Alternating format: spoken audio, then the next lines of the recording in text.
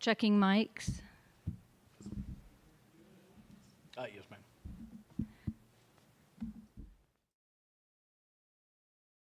Good morning, everyone, on this happy Tuesday morning where the sun is shining, and that's always a great way to start a day. It is 9:04, and we are getting started a couple minutes late, but that's okay. Today is March 5th, 2024. Ms. Woods, would you do the roll call to order? Mr. Brown. Here. Mr. Norris. Here. Mr. Schwartz. Here. Dr. Shank. Here. Ms. Upchurch. Here. Okay.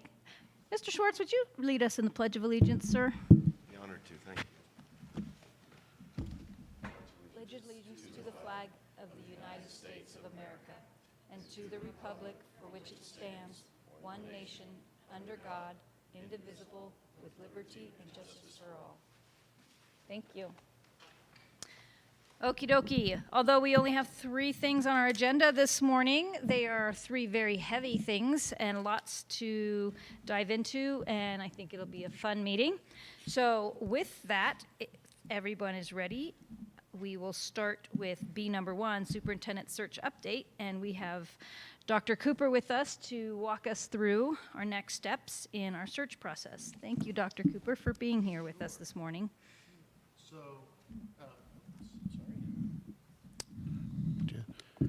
It's good to see you all again, and thank you for a few minutes this morning. And unless you have extensive questions, I do just have a few minutes of a couple of things that we need to go over. So first of all, hopefully you all received my previous email that had the stakeholder feedback report attached to it, the narrative report. That's the what's on the screen here as well in front of us. So this, as I said, this in my email, this is the report that we will use for several things going forward here. Number one, this is the public-facing document that is the report to the public on all of the stakeholder feedback that we gathered.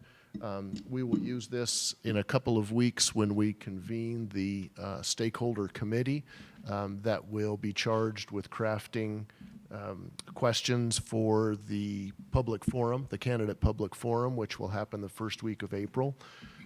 I will suggest, I'm going to give you a second piece of homework here in a few minutes and encourage you to use this document as part of that, along with another document that's in front of you I'll address in just a minute.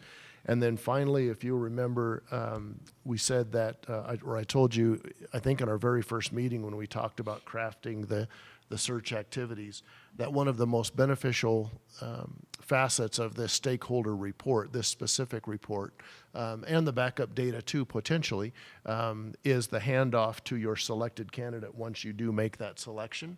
As one of the initial steps in transition. We hear that repeatedly from candidates, the value of the stakeholder feedback report in that regard.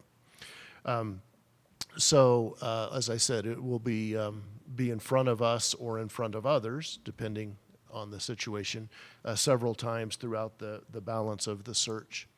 So what I sent you last week were 2 documents. This document, and when we're ready to, at your direction, when we're ready to post this and make it the public-facing document, obviously we'll remove the draft watermark and go with that. But not only did I send this narrative report, but I also sent you the backup data file, which, as I said, is 300 and some pages.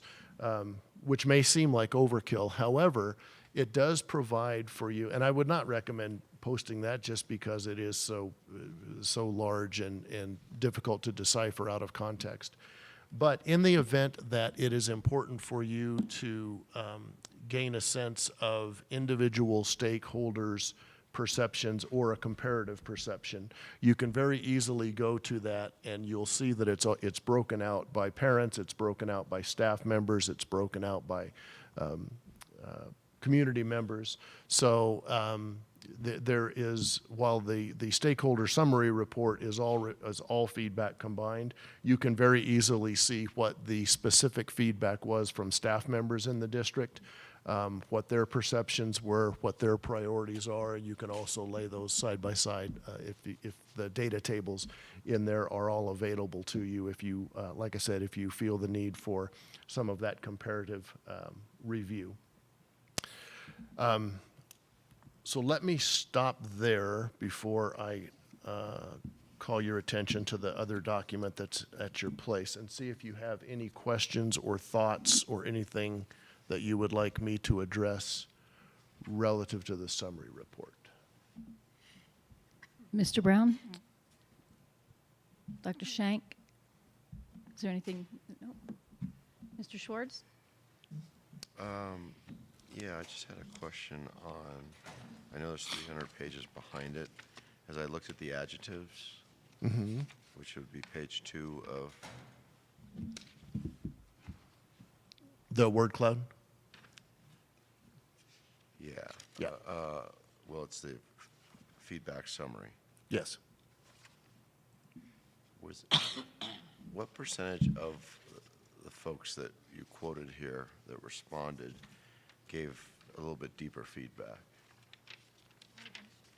On to which question? Well, my question is on these Yes, adjectives that describe the district or their perception of the district. correct. So that specific question was just the one, asked for just one word response. Right. And so the top of the next page shows the frequency of that. So there were 312 responses, right? Right. So there was not a follow-up, deeper response to this. The follow-up narratives were to questions 3 and 5 for further narrative response, and then the last question, question 10, was sort of the catch-all. So You may be going through this. What was the response ratio of with 312 respondents? so the 312 respondents were the 10 most frequently, right? So we had just over 1,000 responses. Out of how many? Mark would have to address that. 3. I think 30. He said there's 30,000. There's 30,000 residents, including children, Yep. in the region, roughly. And so I'm curious if we got 1,000 respondents. My guess is they were sent to the voting public. Todd? If I remember correctly, he said he had about 10,000 email addresses to send to. Okay. So So that would be a about a 10%. really And high the- response rate, which is phenomenal. And then That's through- where I'm going. And then through the, and I don't know if those email addresses were actually through School Connect or IC or whatever the internal student management. So I would guess those are all in there, but we thought that an outside target. Mark thought that an outside target would be 1,500. Like 1,500 would be stellar, and we were just over 1,000. So I think that's pretty good. Okay. Yeah. So that's important to note too, right? If we're getting 10% or better, that's typically high for a blast. 3% is more on the normal. And the trend of that followed what we typically see, right? The vast majority came in like the first 48 hours. Yeah. And then when a subsequent reminder was sent, there was another bump Within in there. 48 hours. And then in between there, as folks maybe put it in their inbox and got back to it or something, there were minimal responses. But If I recall, I think Mr. Bell tried to step away for a moment, but we sent out email blast, text blast. We sent out, I believe, 2 more reminder blasts with a last call. We also sent it to, and that included the stakeholders that Mr. Belcher has in his database and parents and staff. And then it was put out on the website as well. And then from there, from word of mouth as well. Mark just confirmed that there were approximately 30,000 individuals who received the survey link. 30,000 people received the survey link. Okay. That sounds right. yeah. Okay. So 3%. But still, In a district this size, I would have, yeah, we were guessing 1,000 to But 1,500. that's pretty but- normal. Yeah, that's very normal. That's pretty Yep, normal for a pretty bar. normal. Other questions? You may cover this as we go on. When you're going to take, as I understand, this data that you have collated and gathered will be the driver behind next steps in interview questions? Yes. And what we're looking for in a candidate? For both, well, not what necessarily what we're looking for in the candidate, because you've already established that, but in terms of, well, as the interview questions go into helping you identify if the candidates are that which you are seeking, yes, you're right. In terms of interview question development, there are two facets to it. So when we meet, we haven't finalized this, but we were just today looking toward March 21st, the evening of March 21st, for me to meet with the stakeholder committee that for which folks have applied to be part of. That committee will be charged. I will walk them through an exercise that will ultimately result in their crafting the questions that will be posed to the candidates at the public forum. They will use this we will ground that work in this document. They'll use the stakeholder feedback, primarily responses to questions 5 and 7, maybe 4, but primarily questions 5 and 7. That indicate what stakeholders identified as the most critical issues and also the most desired characteristics. So we will work through an exercise in the large group and then in smaller groups to identify those questions. So they will be responsible for doing that. And thank you for that, Ms. Upchurch, because that's a good segue into me calling your attention to the document, this single-page document that is at your place. It's this rubric. The top says Board of Education Rating of Candidate Characteristics. So as you see that document, as you look down through that document, you'll recognize all of those bullets, with the exception of the last one, which is a summary bullet. You'll recognize all of those bullets are the items that you identified when I was here with you last and we worked through the nominal group exercise of candidate characteristics. So we take these also appear in the posting, obviously, that you saw, but they appear in a more narrative format. So we take these and put them in the rubric for your use henceforth. So I mentioned that I'm going to give you a homework assignment. I mentioned this earlier. That homework assignment is I would like for each of you to submit to me either 3 or 4 preferred interview questions. And so the interview questions obviously should be a thought process informed by the criteria that we developed in that phase 1 meeting, the rubric, and those are really synonymous, right? What's on the rubric, stakeholder feedback that you see in here. If there's something that catches your eye from the stakeholder feedback, says, well, this is really an important thing to our community, so we need to make sure we do a clear vet in the interview process with that. And then anything else that you feel you need to address that's on the rubric. So those are it's not an exact science, obviously, the development of interview questions, but those should act as the catalyst for you to synthesize those pieces of information and then submit those questions to me.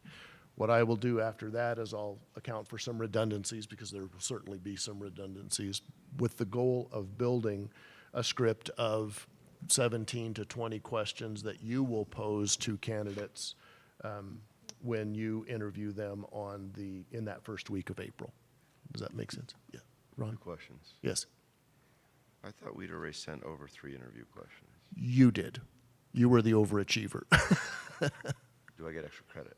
Yes, you do. And if you would like to revise that, that would be fine. But yes, that was. I'll give my questions to Mr. Norris then for this exercise. Okay. Second question on these Yes. is, I just want to, it's really a board question.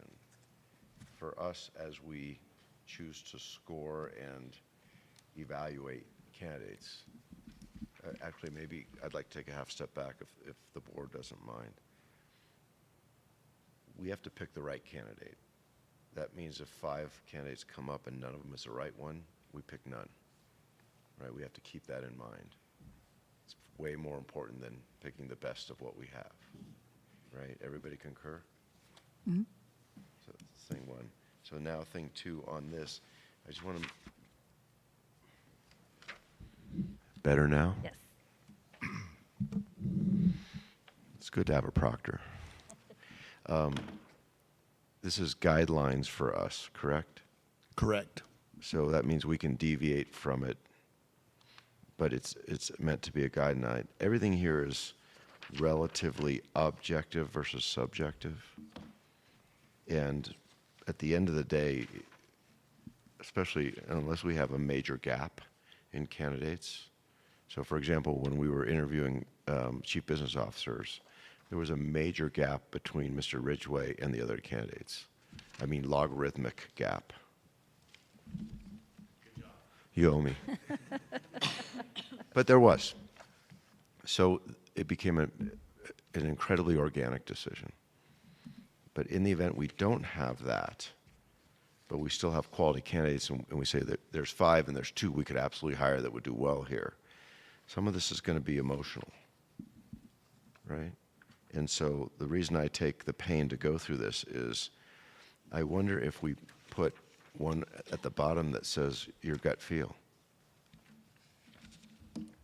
Because hiring is still a subjective exercise, as much as we try to make it scientific, right? And that's exactly why we have you in your firm.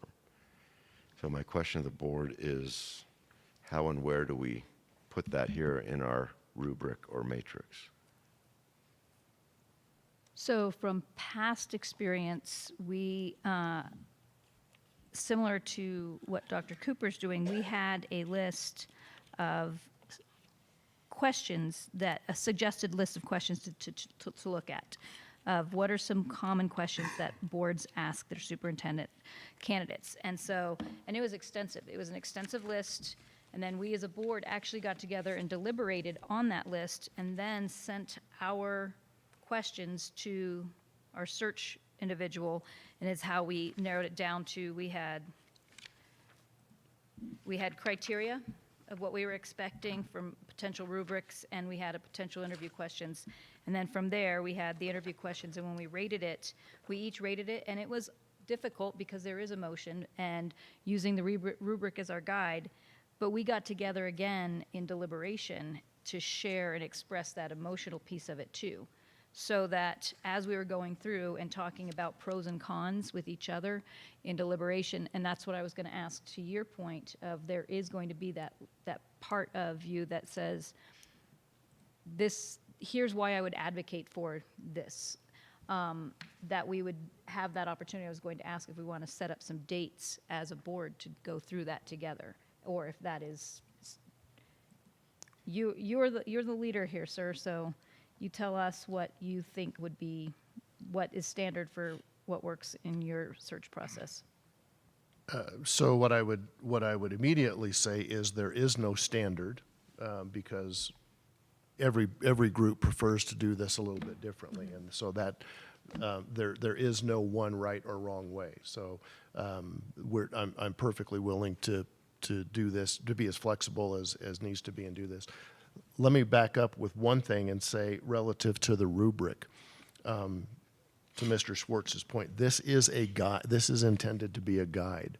We will not go through unless you tell me that you really want to. We will not go through the exercise of quantifying everyone's rubric to a score. This really is meant to be a guide for each of you to organize your thoughts as you go through the interviews with each candidate, leading up to the deliberation on where it really does move very quickly from the objective into the subjective. And that the that final bullet on the rubric actually is meant to be sort of that, although it is a little more objective than simply gut feeling. That's really what that's intended to be, right? Is to move it from a specific skill set or experience type of question into, yeah, I think they do, or no, I don't think they have the ability or the skills to do this. And all of that will certainly be part of the debrief after your final interview with your final candidate. And really, regarding the subjectivity of this, by the time we get to finalists, we really should have a slate of candidates, all of whom could do the job. The ability to do the job and do the job effectively here is where it really bridges that gap from the skill, the demonstrative skill set to, is this the right candidate for you at the right time? So we can certainly, if it helps to add something to the rubric as a placeholder there, if it's just understood that that's the conversation as it translates or transitions from interview notes to the rubric to the debrief, that's fine too. Addressing the question of the development of the interview questions have to be, when hearing how you did this the last time,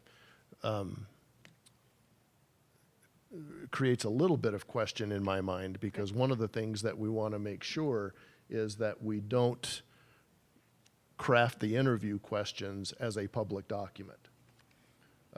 And the deliberation and the flip side of that, we certainly don't want to run afoul of sunshine laws and open meetings right? So that's the reason that I ask for each of you individually to submit suggestions to me, and then I take those suggestions, those questions that you own, that you crafted, and I will build those into a script that will address as best as we can, address each of the identified characteristics on the rubric.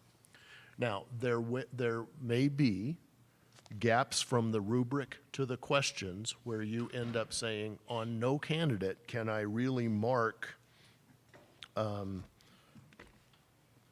pick one, right? Who knows what?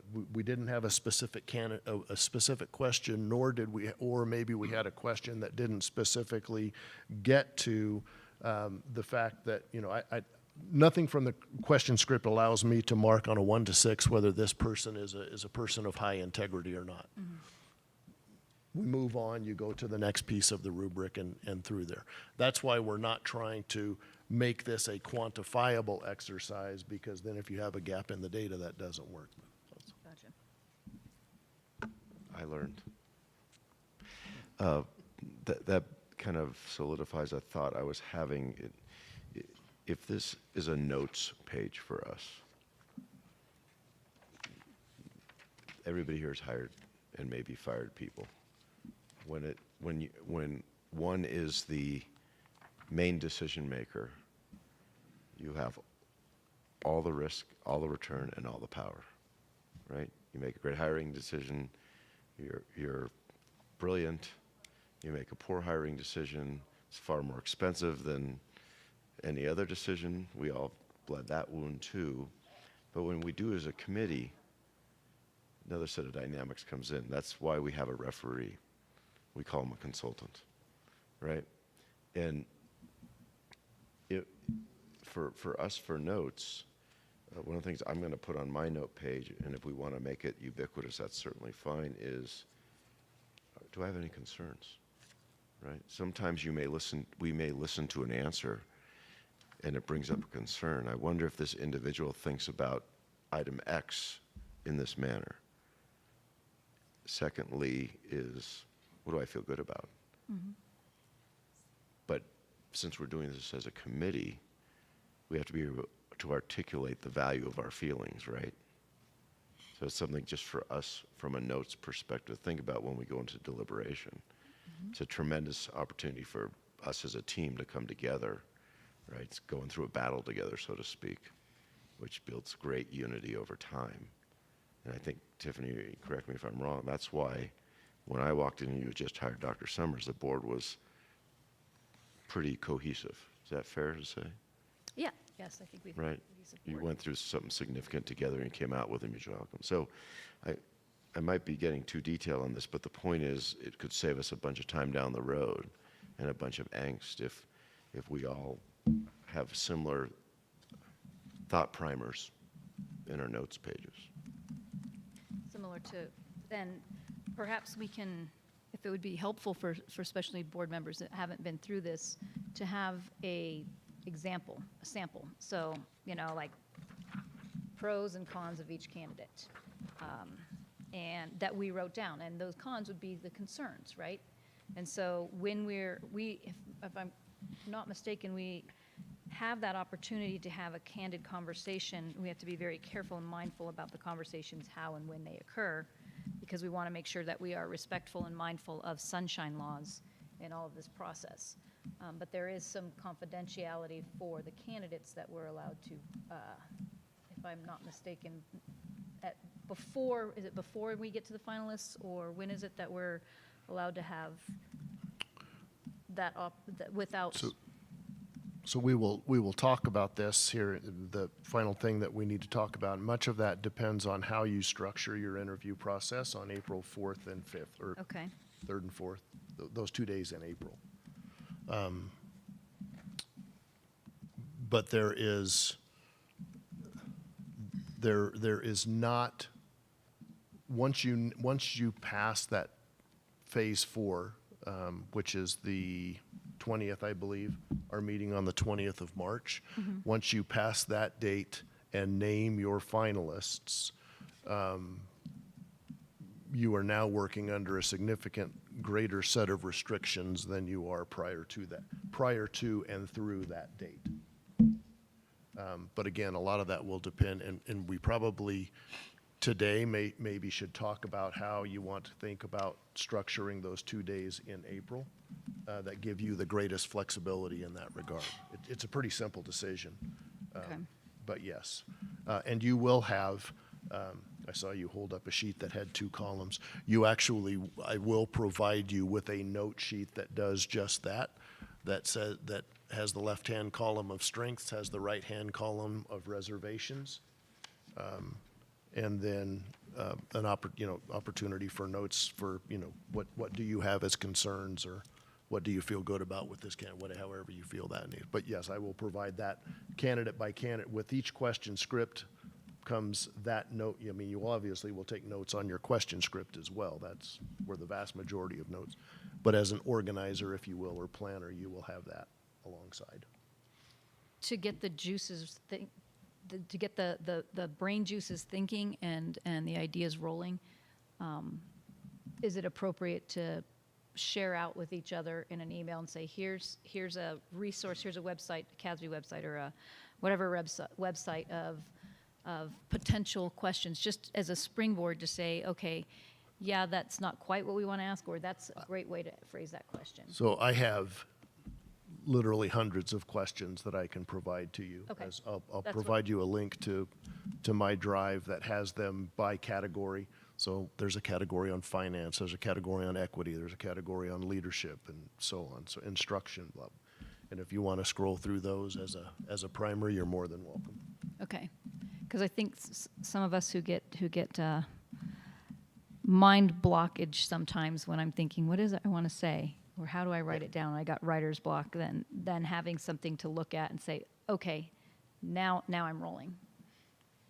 Would that be helpful? Sure. That's easy to do. I'll do that today. And then we have the interview questions. We also have the 3 essay one-way video questions. Yes, the video question. Yes. So typically,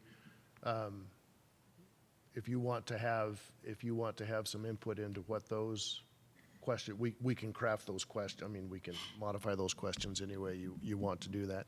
Typically, what I try to do in those questions is provide the more general and 30,000-foot questions specific to Lewis Palmer. They're not videos that candidates can record one time and submit for 5 different jobs. But I try to in there include questions that otherwise typically take up an inordinate amount of time in your in-person interviews. For example, right, what in your background has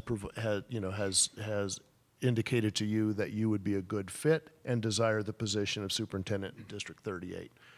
In an in-person interview, a candidate could potentially go on for, and oftentimes does, for 15 minutes on a question like that, derailing your opportunity to really get into some more deep and specific interview questions with that candidate in person. So we'll hold their feet to the fire in 3 minutes. They get to see the question ahead of time. They can prep for it. They can look at the video. They can turn it off, go mow the lawn, think about the response, whatever. And if they don't like their initial response, they don't have to submit it. They can re-record it. It's not a gotcha kind of thing to see how they react on their feet. But if we get some of those broader, more comprehensive questions into the videos, it really helps to make your time with your candidate when you're in person with those finalists much more efficient.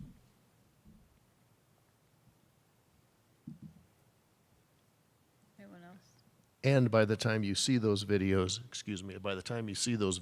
obviously you will have this, you already do, and you'll also have that note-taking sheet of strengths and concerns, and you can just build on that, use different ones for the in-person or whatever, but you will have all of those resources available to you. Question on this, Walt, and this is one of those feeling things. You've done this once or twice, so you probably have seen this happen. When we do an open book test, which is what the video is, there's time to do research, consult others, et cetera, et cetera. So the answer we're going to get is either prepared or really good because they know the stuff cold. How do you vet for that? Well, that's a really good question. And yes, you would hope that is the response, right? You would be amazed at, even though that opportunity presents itself, how many candidates do not take advantage of that. So we want candidates to do their research, and we want candidates to make sure that they attach that research to their candidacy in that regard. So I don't know that we actually, that we try to control for that. What we do is understand that should be a prerequisite for them going into these. But the questions are crafted such that it's not something that we're seeking, something that they can seek an answer to, right? If we said, so, what is the most important facet of student achievement in Lewis Palmer School District 38 that needs immediate attention, right? Well, that's a little more specific in, well, I'll go to the UAP and I'll look at scores and I'll say, those aren't the kind of questions that we ask. It's really more about their deeper thought processes for them. And you're right, some candidates would be able to address that equally as effectively sitting across the table from you, unrehearsed, unprepared, than on the video. But if candidates are unprepared on the video, the flip side of that is, if candidates are That makes our unprepared job easy. on the video, exactly. And I think we just watch for consistency. So if they're super prepared on the video and then they get in front of us and they can't answer the questions, then we know they did their homework, which again, I appreciate. But if they can't follow through with that when they're in person, then Very good point. we'll know. That's a great way to vet for it. And ask a second level deep questions between the pretenders and the contenders. Yeah. I like that. I've seen plenty of people fake their way through the first interviews. I've never seen that. Okay, are we ready to Yep. go to my second part? Okay, so if I could have those questions by a week from Friday, I would appreciate that. So that is the 15th. It is. So if you could have your questions to me by the 15th, and just a quick email is fine. Obviously, don't send it to everybody. We don't want to create that dynamic. But Yeah. just send them to me, and I'll work on them. And if there are some redundancies, then I will respond back to individual folks and say, hey, somebody already got to this one. Do you have something else? And we'll just work through that until we craft a good script of questions. Okay? So do not CC me on your responses back to Walt. Please send them directly to him. Vicky, can we also send out a board reminder? Can you send out a reminder to each of us, just in case somebody? Questions to Walt? Yeah. So that I'm not doing it. Got it.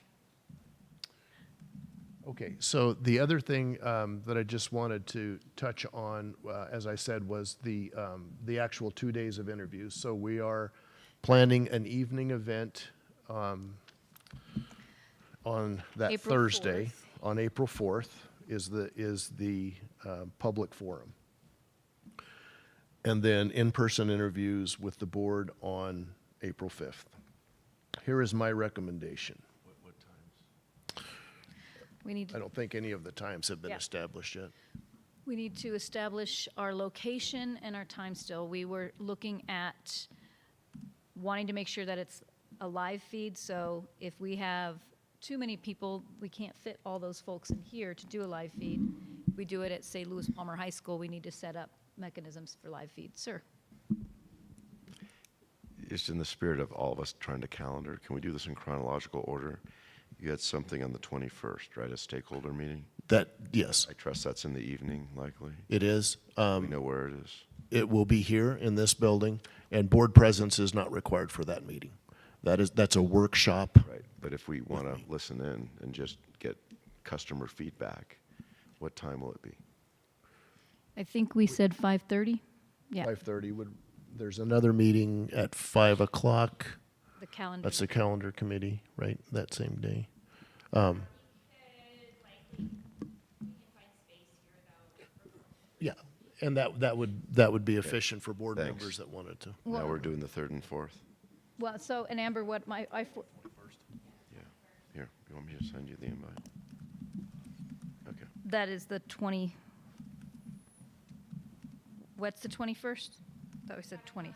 Yes, but, and I thought. On the 21st, yes. So what I foresaw is I'll pop in and start with the calendar task force and then come in and then go back up.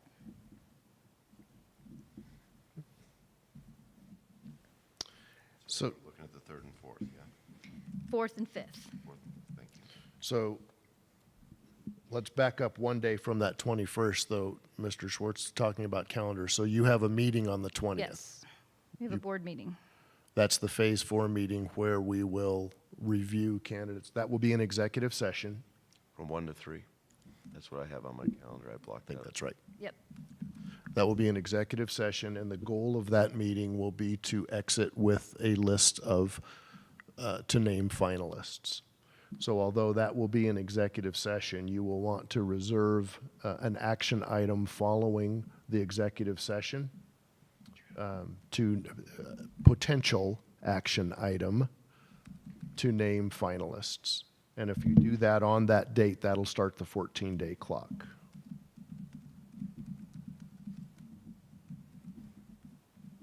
Remember, we reserved that Friday, the following Friday, which would be the 22nd, for potential follow-ups if you are not ready to name your finalists on the 20th and want to do an interim step, a brief interim step, which would be a virtual interview, like a 20 or 25-minute virtual interview with the next cut of candidates in order to name your finalists. We could do that also in executive session on the 22nd with the goal, and really that, by that day, we can't really go any further than that. You would leave that executive session and name finalists on that day. Typically, that probably occurs in maybe 1 in 5 searches that we do. Usually Phase 4 is comprehensive enough that we know finalists on that day, but maybe not. You want to make sure. So just to make sure the board is on board with that week, and because that's a busy week for us. Recall, on the 18th is our regular Board of Education meeting. The 20th is our executive session meeting. And in the event that we have not been able to get all the work done, or we need one more additional quick meeting, we reserved potentially the 22nd to do a brief meeting. From 9 to 10:30? Yes, yes. In the event that we are not able to narrow down on the 20th. But we foresee meeting on the 20th, and that date, that time frame is 1 to 4. Is that what we have? That's what I have. And then from there, we will go out of executive session and then come back and do a motion, potentially do a motion.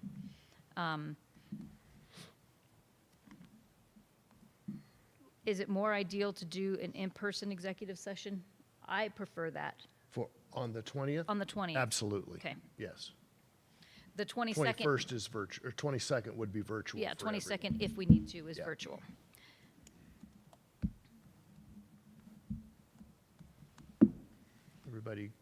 Everybody on Good the to move same on? page? Just ask the question. Do we have this document somewhere, or are we supposed to be all keeping really good notes? It's on your timeline. Keep your notes. It's on your timeline, but keep your note, yes. So, yeah, we had the timeline. But, and we can if you want me, would it be helpful to resend all that out again? I will resend the timeline when I send the link to the questions. I'll just attach it I just want again, to so. verify what I have on here. So I'll send the timeline. And I'll add that committee meeting onto the timeline. That really isn't a board function, except if you would like to pop in, but I'll add that just so you have a reference. Yeah, this is what the timeline that we went over at our last work session. I'll attach that again today Thank you. when I send it. Did you want to you had a question, Dr. Shank? No. Oh, I just okay. want to I want to verify. You would like the timeline to verify? Yeah. Yes, okay, got it. So can we move to the 4th and 5th? Yep. And so here's what I suggest, take it or leave it. So that evening of the 4th we will have questions that surface from the committee meeting that we're going to have on the 21st that will be posed to the candidates. If we have 3 finalists or 4 finalists, let's not have more than 4 finalists. If we have 3 finalists or 4 finalists, we'll have 6 or 7 questions that will be posed in a panel, round robin panel moderated type of thing. That really, my suggestion is that you post and convene that as a special board meeting, which means that you will at least need a quorum present. I don't know if everybody was, planning on being there, but you would at least need a quorum present so you can post and host that, convene it as a special meeting, which would then meet the standard of the board's public interview process, which is required by statute. By doing that on April 4th and allowing the public to attend, allowing the public to comment as we are, that will allow you to interview your finalists on April 5th in executive session. Under current Colorado statute, the only way that you can, so if any of you remember this from way back, that used to be standard procedure. Statute now requires that the board conduct a public interview process with finalists. That's what we would be doing in the public arena on the 4th. Statute allows and says specifically if the board does that, then they can convene an executive session.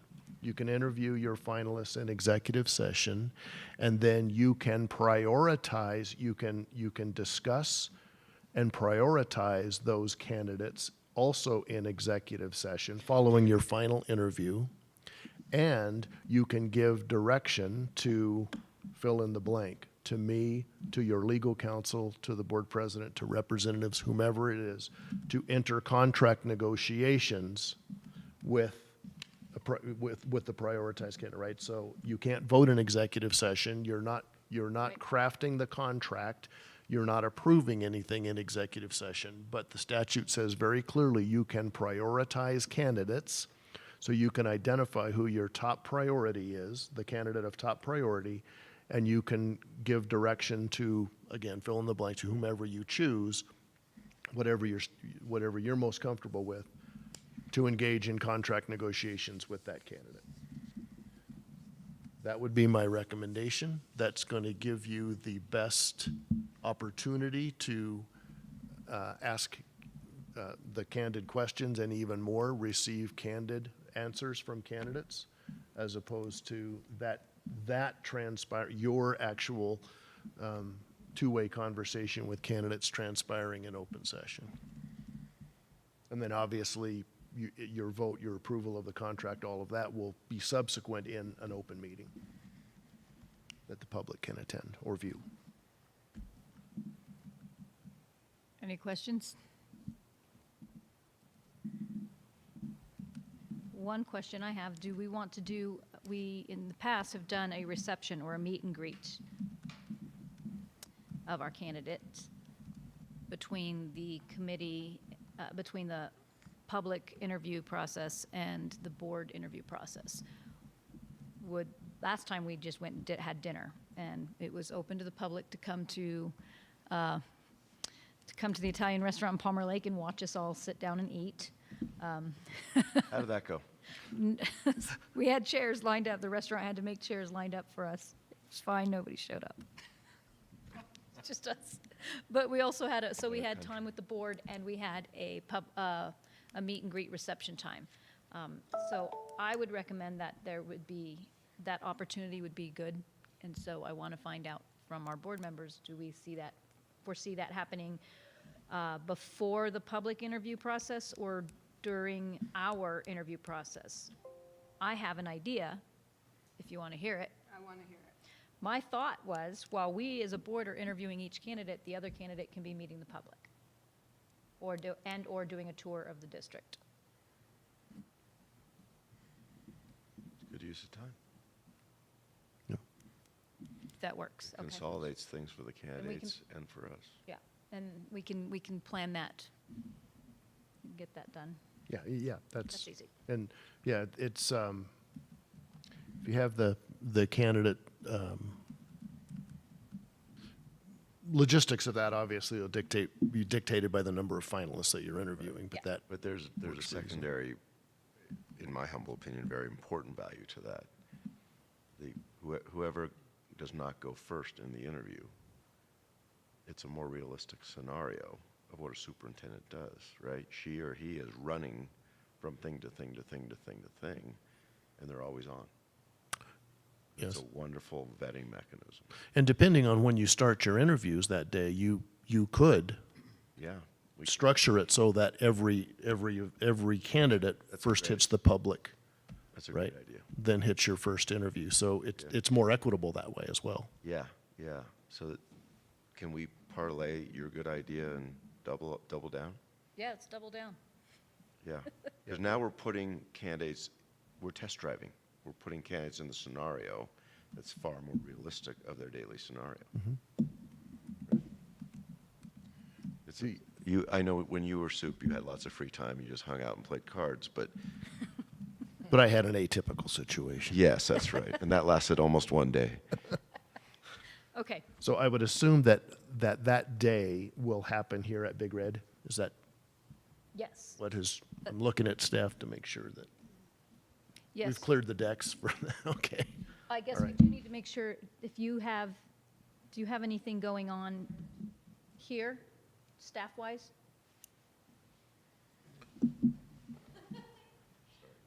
Yeah. We'll have, we can accommodate whatever you all decide as far as space and I just wanted to make sure you didn't have space booked already for. Friday the 5th is the Friday day the we're 5th. talking about, so. Are you aware of Okay. anything? that Thanks. We usually we'll do our interviews probably in the strong room. We'll hold all of those rooms right now. And- Okay. Perfect. Thank you very much. Okay. Okay. And what else do Good we need? work. I'm okay. I'm good. I would hold all. I would just, did everyone receive okay the second attachment to my email that was the actual disaggregation by group? Yes, it took me 5 Okay. hours to get through. Well, sometimes those don't even get through to you, they're so large. So, but as I said, that will allow you to see, for example, specifically only what staff comments were or what parents' comments were if you, it's available to you, so. I thought it was valuable. It gave valuable insight as well. Okay. Okay, if you have no more questions for me, I will leave you to your work. Okay. Any more last questions before we move on? Yes. How are you feeling about the pool of respondents? I'm feeling good about the pool, I think. Why? Because I have no surprises yet. So it's tracking as I would expect it to.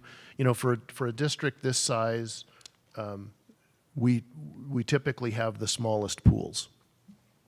And the reason for that, by comparison, the reason for that is, you know, districts that are 1,000 students-ish or smaller, that's the majority of school districts in the country, right? So there are a lot more people that are functioning in that realm. That's their wheelhouse. So in our smallest districts, you know, we'll typically get 18, 20, 25 applicants. And then in our larger districts, larger districts, we get pools of 25 or larger, largely because people get wide-eyed at the salaries and chase that salary, and they have many of them have absolutely no business being in those pools. For districts like Lewisporte, so I'd say like from 4,000 to 10,000, we get the most pristine pools. So typically, almost everybody in the pool belongs in the pool. And so I would guess we probably will end up around, I'm going to say 15 applicants or so. That's our average is 14 in districts this size.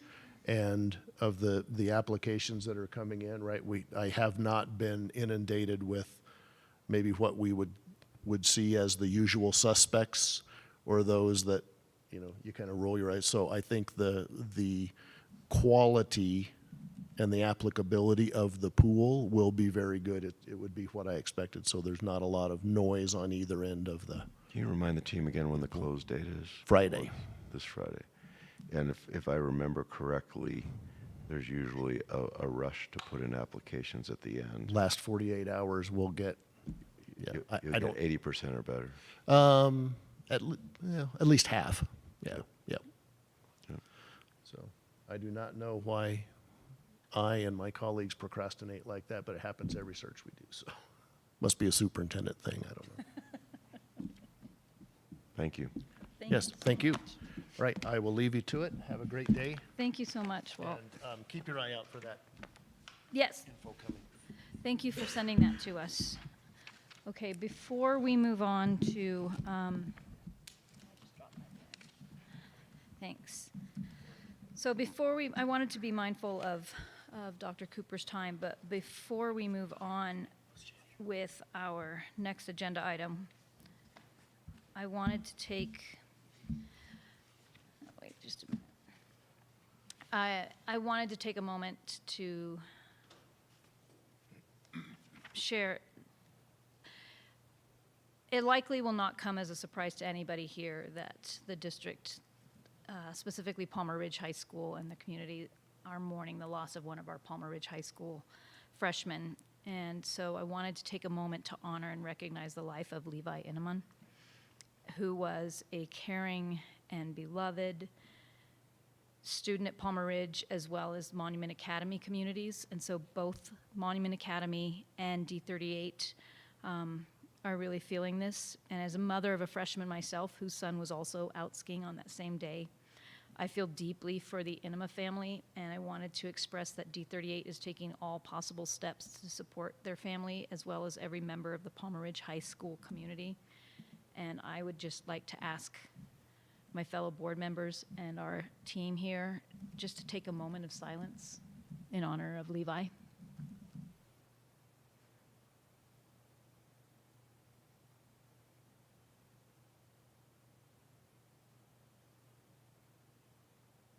Thank you. It is open to all of us and the public. There's a celebration of life on March 8th at 4 o'clock at Peak City Church. And the address is 1710 Dublin Boulevard, and all are welcome. And I can ask Ms. Wood to forward that to the board. What time did you say, Tiffany? The celebration of life is at 4 p.m. So anytime these are the moments that it's hard to sit in this seat when you have to recognize that we've lost one of our students. So I just wanted to take a moment. Thank you, guys. Okay. Moving on to our next agenda item, which is B2, which is our board goals.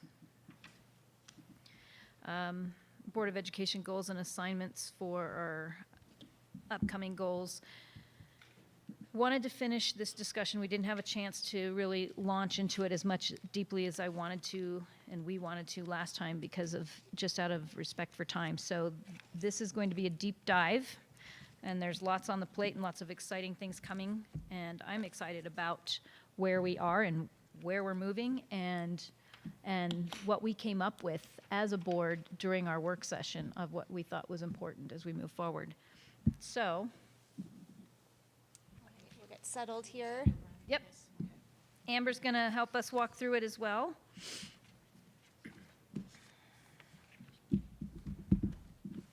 Good morning, Ms. Wetstein. Morning. Let's start with if you would like to start with the strategic plan work session. Well, I'll let you drive because I'm sure you had an idea. Okay. Okay, so good morning, everyone. The board goals that you have been working on over the past several months are included in board docs as a reference, and then there has been some individual board member work since our last work session when we talked about compiling those board goals along with some of the executive team operational work that's happening, along with more specific timelines. And I mentioned during our last work session that we also have identified and are continuing to develop key performance indicators aligned with each of the priorities. So what we thought we would do this morning is give you an update on how we have compiled some of that work, and again, always grounding with our vision, mission, strategic plan priorities, and our core values. That would be great.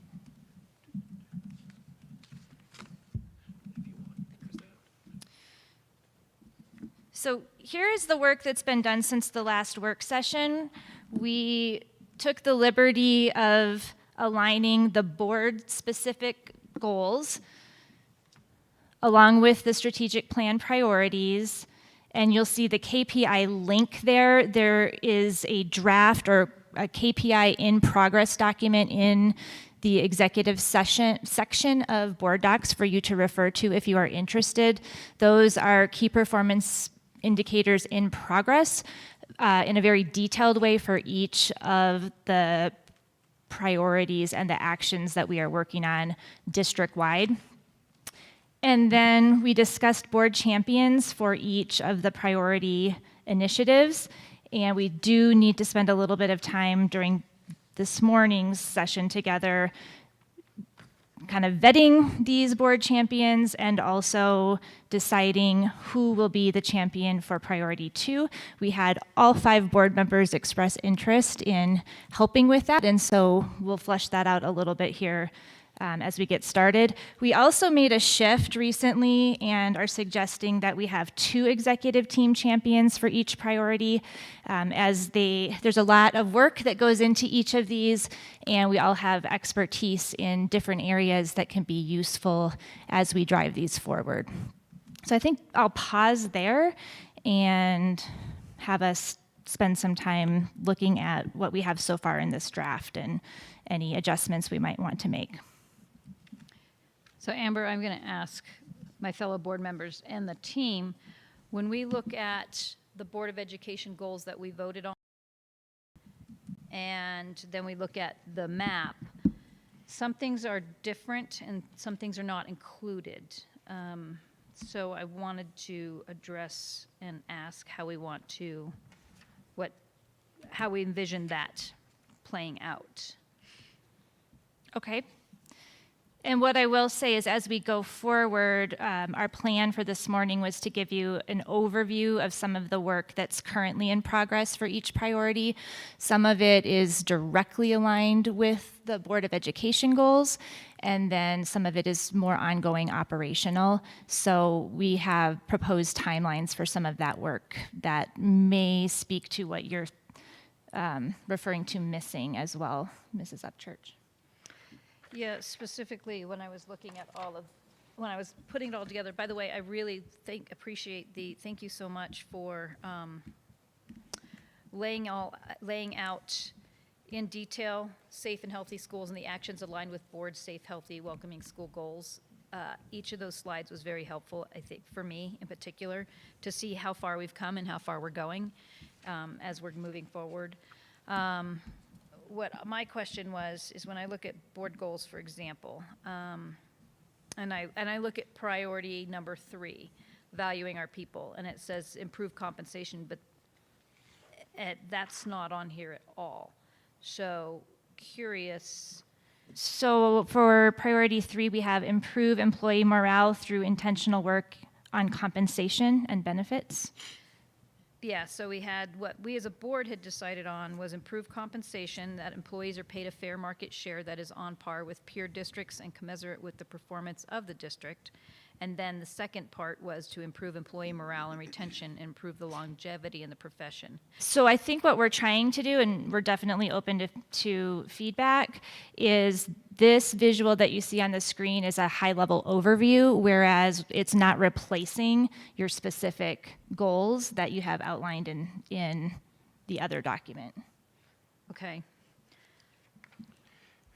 May I propose a thought, since we're in a working session? Mm-hmm. So first of all, let me half a step back. This document, I believe it was Ms. Wetstein, thank you for taking the crude draft I sent over and making it absorbable and manageable. And Mr. Belcher helped as well.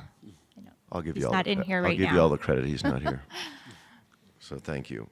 Secondly, I wonder if maybe we number the goals on the left here to be coordinated with the document that has the other PDF that you'd sent over that has the board goals on it.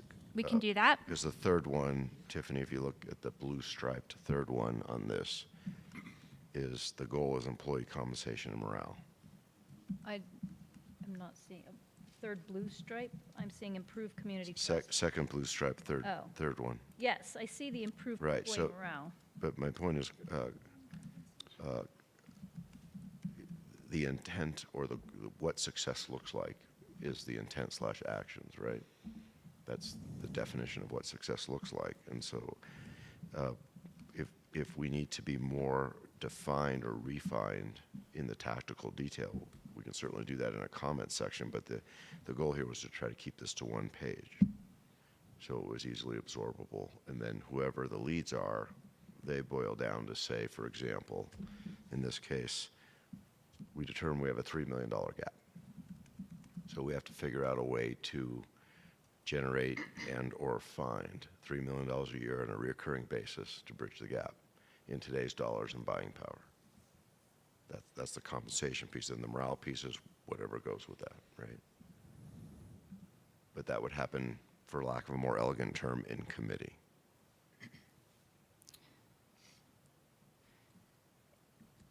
And I think what you'll find is when you look at our key performance indicators, they're aligned with these priorities, and we may want to identify specific indicators for the board's goals specifically. So to your point, Mr. Schwartz, if we're looking to increase compensation to a certain level, we could identify that with a timeline. Right, and the what, right? It's the what, the how, the who, and the when. Right? So I think, yeah, that's to Amber, what you just pointed out is why I was asking, because when we put the words on paper, what does that mean? What and how do you accomplish that, and what are the rocks in there? And the reason I ask, and I keep referring back to what we came up with during our retreat, is I want to make sure that these were things that we were all mindful of, that were for some reason or another important to one of us, important to some of us, or important to all of us, that we actually spelled it out. So I just want to make sure that we're not losing sight of what we spelled out that is important to us in this document, and also being mindful that when we are charging our team, that they've got KPIs that they also have already been working on, and that I want to make sure that we're not going to you and your team, Amber, and saying, all right, Jess, we want this, do this now. And you say, wait a minute, I've got every pot on the burner right now. Where do you want me to fit this in? So I want to be mindful of how we're teaming with our teams as well.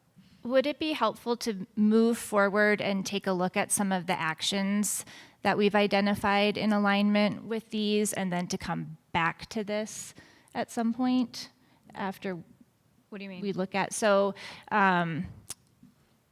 related to safety, we can start talking through how we are aligning our actions with board goals, and then come back and solidify how we want this overview to look. Or would you like to spend some time here still Works for me. before moving on? Do you want to work backwards? Yeah, I say we move forward, Move forward? get some of the goals and come back. Okay. Yeah, just as a reminder, the goal here with this document is to have everything on one page, have it be simple, not wordy, so that it's absorbable by many and communicable. Is that a word? Usually when you're talking about diseases, but yeah.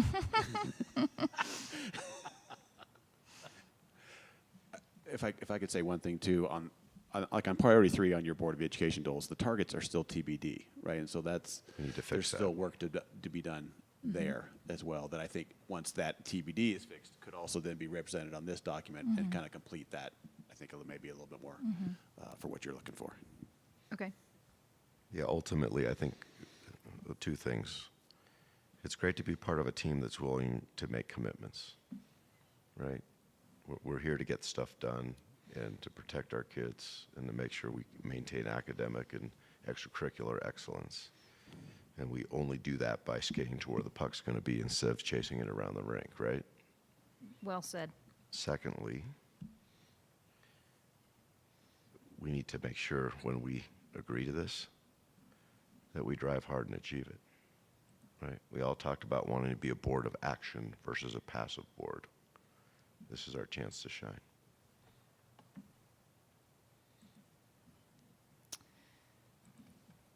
Okay, I should have started by recognizing that we have Melissa Andrews here at the table with us.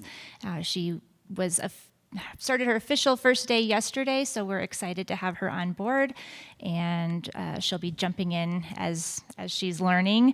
And then we've also invited Jess McAllister to be here because we're going to be diving into our work with Priority 2 this morning. Mr. Frampton had another obligation this morning, so I'll take a stab at an overview of Priority 1 and invite anybody on the team, because Brett's been involved in some of this work as well, to jump in. As we presented at a recent board meeting, we have purchased SmartTag, which is the new software system that will improve safety on all of our buses, and that implementation process has begun. And we plan to have everything in place for when school starts in August. We are also in the process of completing the vestibule at Lewis Palmer Elementary School, and are very hopeful that that will be done this month, but even more likely in the next week. Quick question for you. We purchased Smart Tag, or it's going through the testing and evaluation phase? Can you speak to that, Brett? Both. We purchased the program, and then we're doing the beta testing this spring. And what happens if you go through beta testing and don't like it? Then- You've already bought it? Huh? You've already bought it? Then we pursue some recourse on that. Okay. Yeah. Normally, I wouldn't purchase an application until I've been through the beta testing phase. Yeah, I understand. All right, that's all. We are in the process of evaluating our current staff badging software.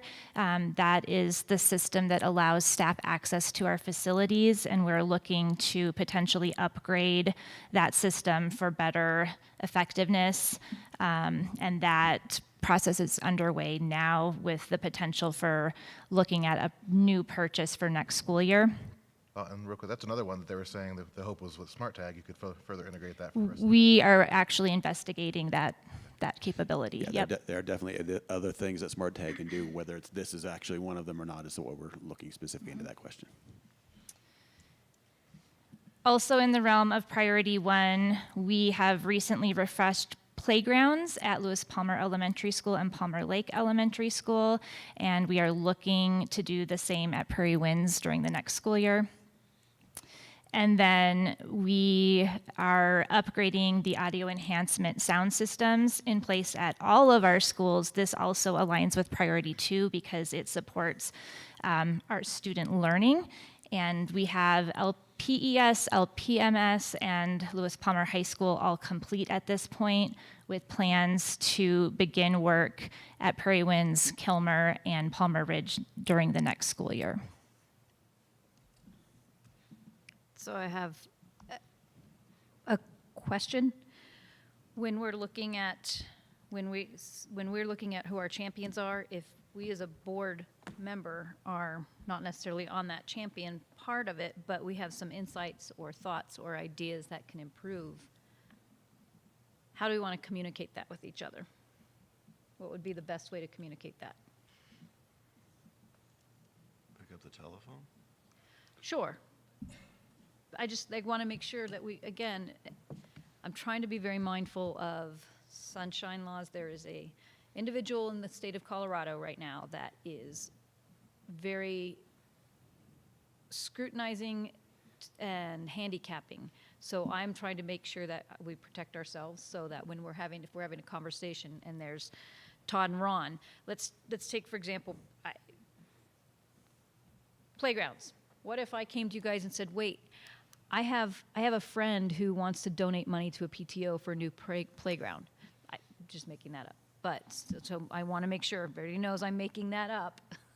But my point is to communicate that with each other. I want to make sure we have lines of communicate.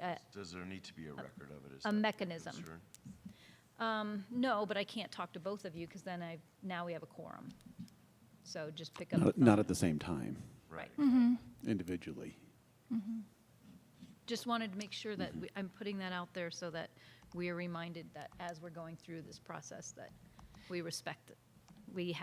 We're mindful of that. That's all. It took a long time to get at, make sure that we're being mindful in our deliberation. And I think keeping in mind that these work sessions are a great time to continue the discussions and that you're all still making decisions together, Right. but that these board champions have taken a special interest in each of these priorities. That's the best way to put it, is decisions still have to be made together. Yes.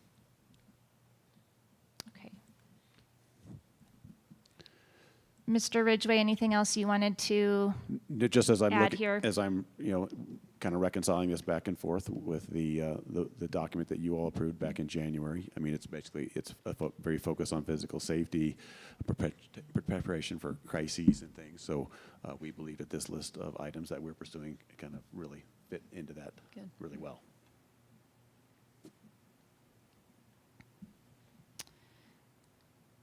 Okay, priority two, we intentionally focused on the board-specific goal here. So while there is a lot of other work happening within Priority 2 across the district. We wanted to spend time on this specific work this morning, and we've invited Ms. McAllister to join the conversation. So one of the board's goals was to pursue expansion of innovative educational pathways to support future readiness, specifically high-tech career education. And so we want to let you all know that we launched the District 38 Enterprise, which is in the building next door that was formerly an early childhood classroom.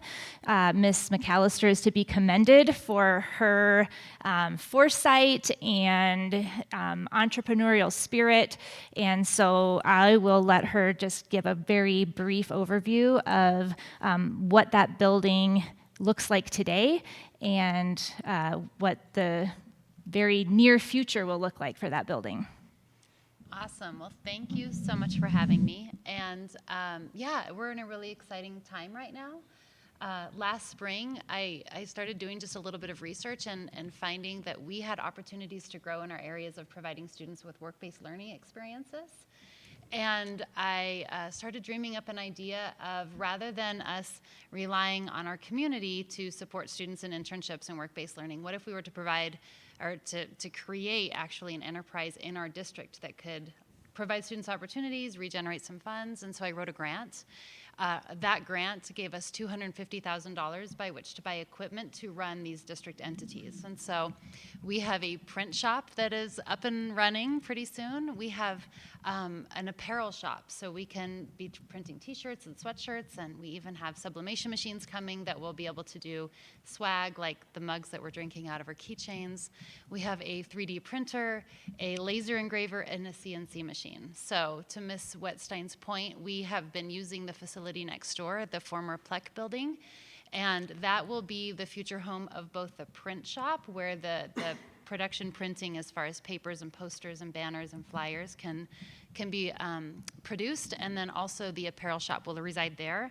Inside of Grace Best in the Barebatic space is where we will find the laser engraver, the CNC machine, and the 3D printer. So a couple of different locations, but the work is underway, and we're getting ready to start a beta testing pretty soon. And we do have students attending class in the building currently who are in a special program that allows them to attend school half-time and then work part-time as well. I have a question for you, Jess. Yes. So some of our CTE programs, we have some of the exact same programs at both high schools. Yep. Is there an opportunity, what would it take to support an opportunity where we see something a little more centralized so that, and I get that having one at one school and one at another rarely works in this district because each school takes ownership and then, but is there a way to, some of these programs, is it better to have some of them at both buildings, or would it be more beneficial to have some of them at a single location? Right. And so I think, to your point, if you were to ask me for my opinion, which is what I think I hear Yes, you that's what I'm asking for, asking. okay. I would say that I do feel like there's a benefit to having programming at both high schools. And so as we think about maybe consolidating programming, what I envision being a real benefit to our community and to our students is to have some of the entry-level CTE programming happening at the schools, and then to have a facility by which students, when they want to expand their learning into some of the higher-level CTE courses, this would be a facility to do that. Where they could come and, they might learn the basics of computer programming while under the care of their high school teacher in their high school environment. And then if we were to have a specialized place that was really focused on information technology and engineering, this place could expand their learning even further with higher levels of technology, maybe partnerships with mentors and industry sponsors, and really just take that to the next level. So that would be what I would see as a great application of this kind of idea. And we are currently in the process of pursuing facility opportunities. And starting now through summer, we would propose we continue to pursue options for what the future of these programs might look like. Fabulous. Mr. Norris, you look like you have a question. I'm going to turn that over to Ron first. He was patiently waiting. I don't want to jump the line. What do I owe you for this? Later. So a couple questions for Ms. McAllister. First of all, congratulations on getting the grant. Thank you. Secondly, far more importantly, congratulations on turning it into something that our students can use. Thank you. Thirdly, there's a lot of capital equipment associated with staying up the print shop. Yep. How does the quantity of the grant in terms of dollars and the reoccurring expense to maintain that equipment work? So I've been working with some different people that are speaking into the business development side of this, because my training always has been in education. And I've been working on the formation of a business plan to really vet some of that out. The overarching idea is to have a price point by which we're charging for the services and the materials that we're using, and then also to figure out really precisely as we can, an amount to then set aside for when this equipment does break. You know, I mean, it is eventually going to fail at some point, so we want to make sure we have that set aside so that we can just continue production and it can be embedded into the cost. Fantastic. Second question, will the services be open to the public, or so it's Right. So we were looking at, in fact, in the creation of a business plan that I've been working on, there's something that I now know is called target market segmentation. And so our primary market will continue to be the school district. We're looking at that in this first beta testing round, and then as we learn and as we start to grow and discover further implications, we will be able to expand it into the community. We want to be really careful, though, that we're really good partners with our existing local partners. So there's going to be some forethought really, needed into that space, but eventually I think we can serve some community needs. But first, we're starting with our district. I would imagine you could do some support for the PTOs as well. They're selling merchandise. I mean, they're using parents and other services to buy those right now. You guys could start doing the engraving and the screen printing in-house. Yeah, that's a great idea. Thank you. Thank you. You're welcome. Mr. Norris? Yeah, I just want to piggyback on Ms. Upchurch. So when you were discussing your vision, your opinion, were you saying you wanted to keep CTE at both high schools, or you're talking about this place as it gets bigger? Were you thinking about creating a standalone place for both schools to get together in? What does that look like in your opinion? And so that's kind of the reason. Location-wise and... Sure. So the reason that this grant is pertinent into stepping into the next phase of whatever might exist for us in the future is it's really helping us to vet out how that scheduling could look and how the staffing could look. But to your point earlier, the idea that I have in my mind, again, is that the entry-level CTE programming happens at the high school. And then as students progress into higher level learning, then we can provide transportation for them to then get to a space where they get to expand it further. And so, as I mentioned earlier, there are going to be complications with that as far as transportation and scheduling and staffing. And this enterprise will give us a really good opportunity to flesh some of that out. We currently do, to Ms. Wetstein's point, have students in there now. Right now, we're currently going to be running our beta testing with student interns who can drive themselves. But we are working, again, the plan is to work with transportation and to really think about the scheduling that could happen. Yeah, So. the student enterprise here on site will be able to scale that to a larger facility as we learn. What's your thought on your ideal location that would best suit both schools? For me, it would be a centralized location within this central monument kind of area. That's my opinion. Can I add something here?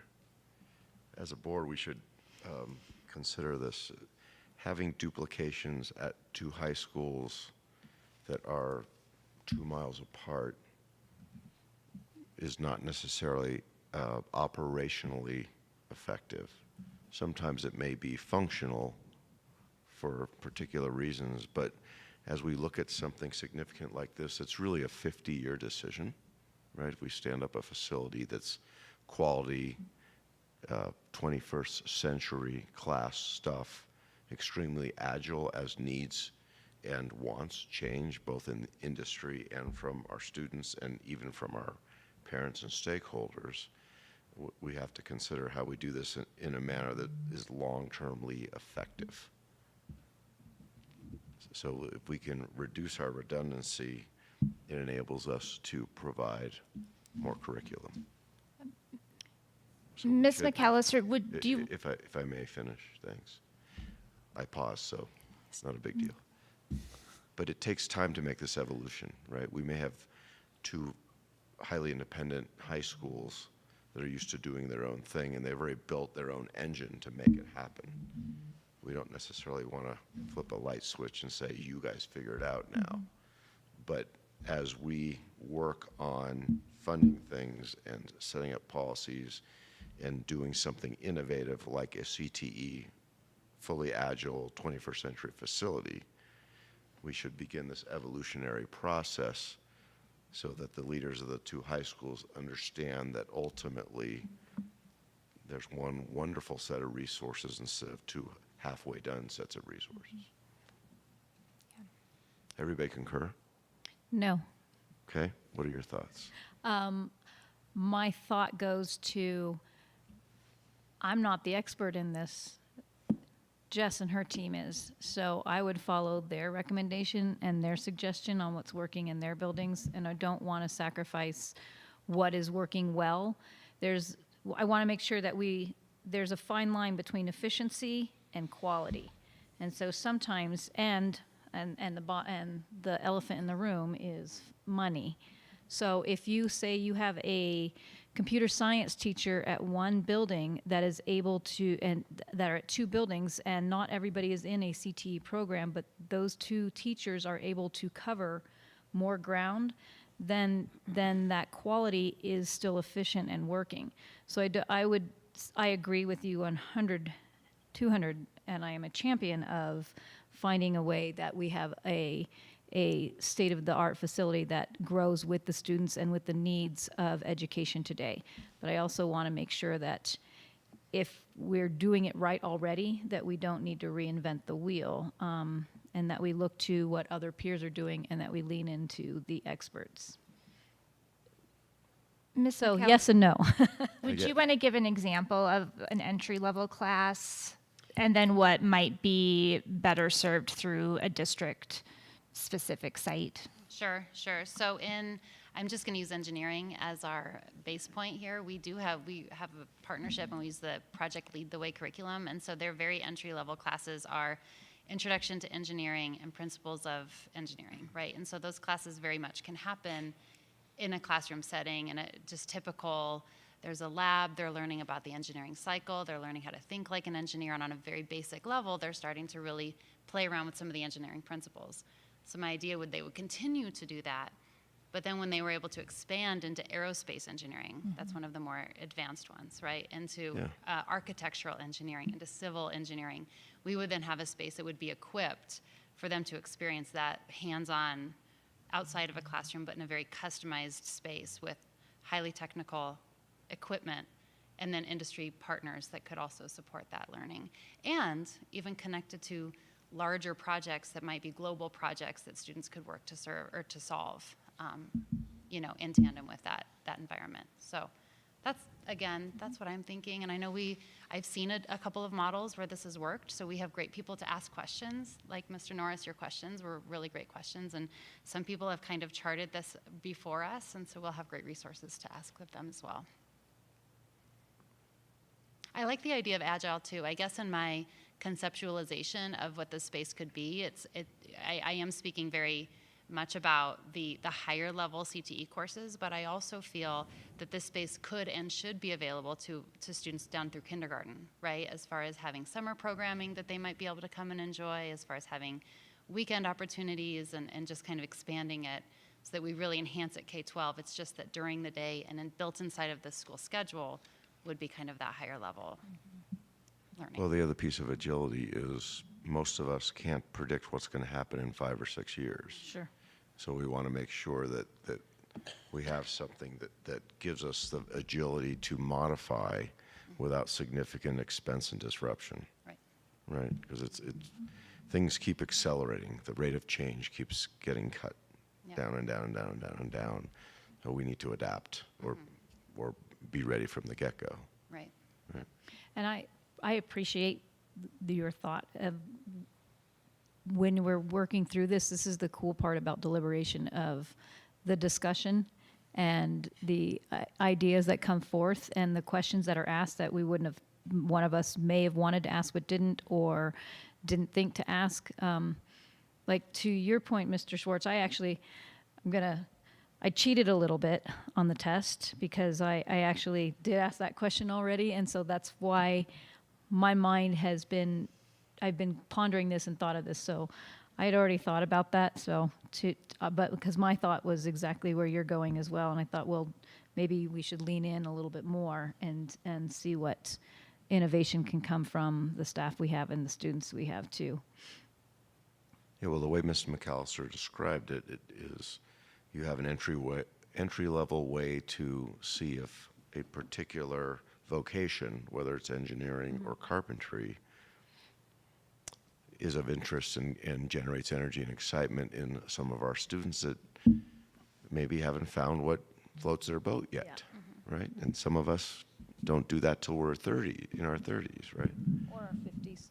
Yeah, or the boat floats changingly, right? We change our minds or we get bored. But the bigger point is those are low-cost, easy ways to do things on a classroom basis without hands-on assets and facilities.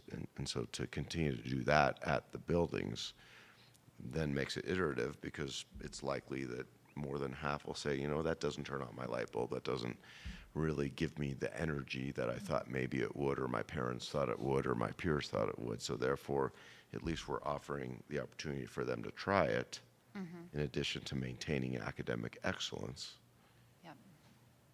Which is primary. And then if they go to level 2, then ultimately we have a 21st century agile, centralized facility that they enter into a bigger commitment, and we do too. Yep. I will say too, just scheduling wise, if we were to model it that way, students in their junior and senior years have a lot more space inside of their schedule to spend more time at a place like this, really diving in. So we could, create a schedule where they would have this for 2 class periods instead of just 1, and give them time to get Right. over there and to experience the learning, and then get back on their campus for another. So it becomes immersive to an extent, yes. Yeah, and that's the beauty of what you've done to start it.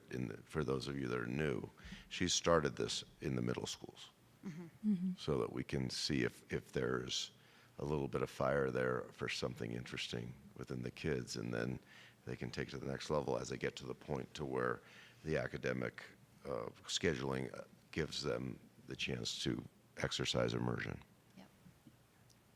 And this piece is, there's always nuances to new ideas and looking at what can we do to be better. Funding is always going to be an issue, right? So we still got to figure that piece out. And when we all have our initiatives and our ideas, and there's only so much in the pot of money, the pie. I'm gonna use the pie. The pie of money, yes. But it's exciting to me that we see this movement, and why the educators have learned that it's okay to do education different. And when our competitors are doing this already, and we've got Academy 20 down to the south and D11 down to the south, and we've got Elizabeth and Douglas County to the north already paving a path in this same direction, we are going to get left behind if we don't make this a priority.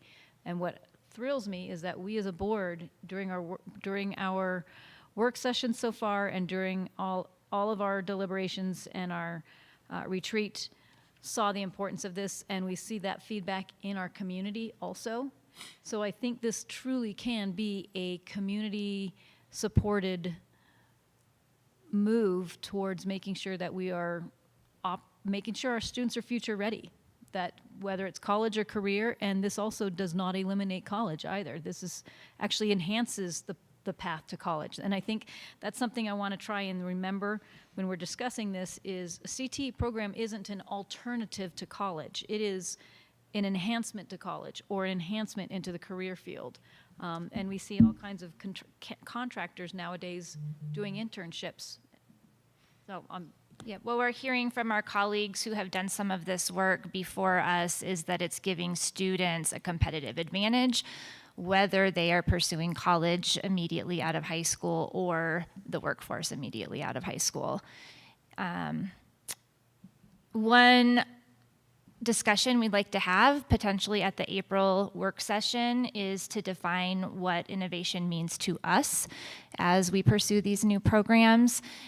We know, Ms. Upchurch, you mentioned District 20 and District 11 are already doing some things that we aren't yet. So we really need to define what will innovation mean to us as we look at future programming. And then we're also proposing that we schedule time for each board member to take a tour of our current CTE classrooms. And so we would schedule those between now and the end of the school year so that you can take a look at what the programs currently in place look like, and we can vision what we may want in addition to what we currently provide. Mr. Brown, you had a thought. I was just curious, with a program like this, would it only be available to people who are currently enrolled in school, or would there be some opportunity where people who have already graduated could still get some certifications that could be useful to them? I mean, that would be an interesting idea, right? To also open it up to the broader community. I think Ron's point earlier about being agile and in a space that maybe isn't open only from 7 to 3, but maybe has some nights and some weekends and some opportunities for an expanded. Yeah, so Todd, this goes right back to asset utilization. Right. Yeah, I mean, there could be a revenue opportunity in there as well to help cover the Absolutely. building location. And Whitefield District is doing that very, very well. They're very big into manufacturing, and that's the competency they're driving towards. And we toured it, and they do a lot of weekend training for private industry, and they generate reoccurring revenue that helps fund the thing instead of the taxpayers doing it. Yeah, I think that'd be great. Not everybody knows what they want to do when they're 17 and graduating. Or even older. Still haven't decided. Let me know when you figure it out. And then finally, we would plan to gauge interest from students and families on future programs. So we would do that through focus groups and likely surveys this spring. So Amber, I know this is a lengthy conversation. I think it's good conversation, though.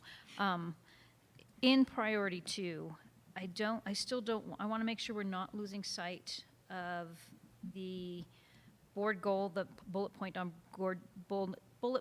goal number 2 of to iterate on and expand on student competencies that can be realized through the portrait of a graduate. And that's still goes into this of, are there things that we are doing that are traditionally done and not wanting to lose sight of tradition, but if our competitors to the north and south and east of us are doing some programming different with their students, and we're essentially losing our students because we're not keeping up, then I want to make sure that we are being mindful of, are we serving our students best?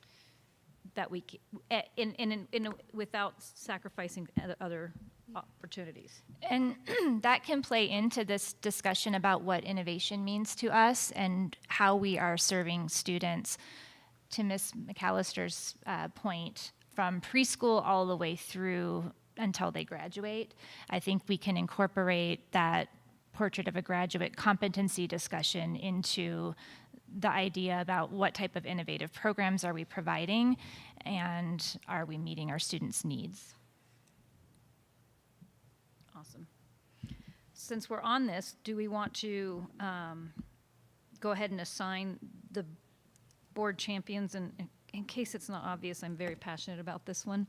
I have an idea of, 2 of us have been working very hard and diligently on this so far, so I wouldn't mind seeing the both of us still continue to partner with that. But I also want to make sure that with all of these, that if there's any rearranging we need to do to find what's everybody else is passionate about. But I do foresee, Ron and I have been partnering on this for about a year now. So I would like to continue to partner together with Ron on priority number 2. But I'm open to what Todd, Patty, and Chris, what your guys' thoughts are. I would just say, since everybody expressed an interest, would there be an opportunity for us to tag along, not necessarily take on any responsibilities, but just see what's going on? I mean, I'd love to have gone on Yep. tours or things like that. It's a big deal. It is, and Yeah, and that's exactly why I was asking about making sure that how do we dial in? this may map into a potential opportunity for all the items from left to right is if we have one of the 2 or 3 board people be the lead, just so that there's some level of accountability. Absolutely. And then we loop in. So for this one, where everybody is passionate about it, it's big. Maybe we run the center of excellence model, right? So if there's a way to build the technology, for example, in a CTE facility that is super agile, that's architecturally based, right, that leverages both cyber and everything IP has to offer, then we make Todd the center of excellence for that piece, and so on and so forth, right? And I mean, just the elephant in the room here is, I mean, you've got a limited amount of term left, so you've got all this incredible knowledge, but you're going to have to be able to pass that off to somebody else when you term out. So I'd hate to lose all that experience you've gained. So the more people we can have involved, I think the better. I agree. I absolutely agree. And then we just have someone be the lead, and that lead can change by year or semester. That doesn't matter, right? But what matters is we have a level of accountability, just like we ask the team to have. Yep. And, you know, like priority number 3, right now it's Todd and I, and Patty and I are on number 5, and then there's 3 on asset utilization. So I want to make sure that, to your point, that we are spreading it around and making sure that it doesn't change, just the lead of who's being accountable for this work at this time. Because my other vision, when we get down to to number 5, is that we are reporting on our accountability to each other during our work sessions, that we start doing report outs. And it may have been stated, but specifically with the champions, I think there's value in having 2 defined champions who can meet regularly with members of the executive team and not have to worry too much about open meeting laws. Yep.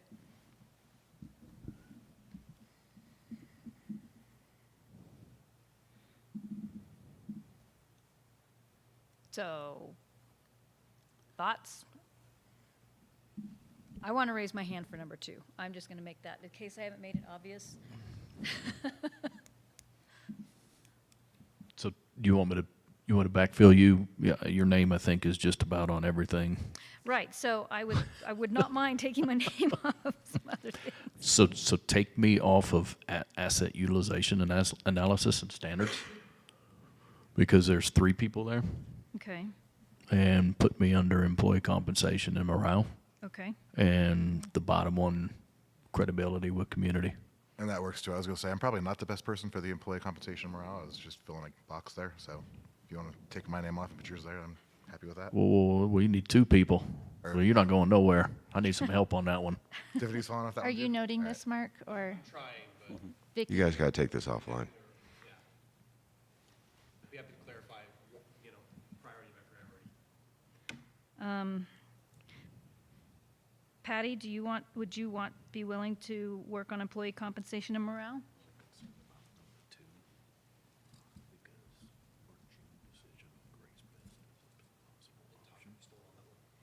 Well, we have Todd on that as well. Yeah, that one. So taking Todd off of that one, putting Chris and Patty on that one.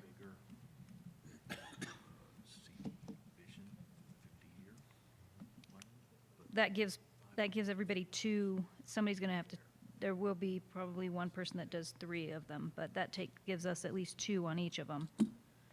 Todd, you're at 1,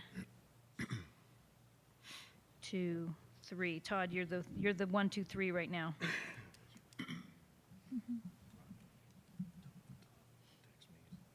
All right, Ron and Chris.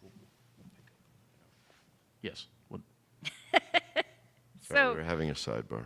that's all good. So Chris is taking off of, so right now we have Todd and Ron on asset utilization. Correct. We have Todd and Ron on safety. We have Chris and Patty on employee morale. We have Tiffany and Patty on Community partnerships. yeah. It I can't even- put me there. You got me on communication, I can't even. You want to do that Yeah, one? yeah, I'll Okay. do that one. Patty and I.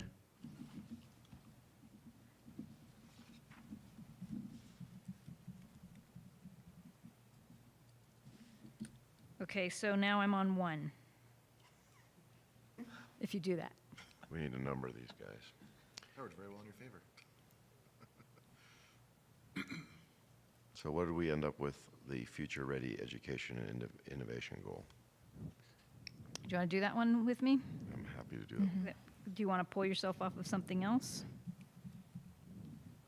That puts you in 4. I'll say we add them to 2 more. I could use the extra money, so I'm good.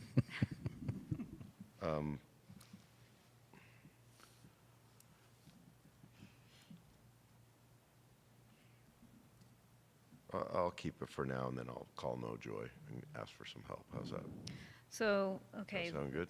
Well, let's make sure that we got, so you're definitely spreading folks around.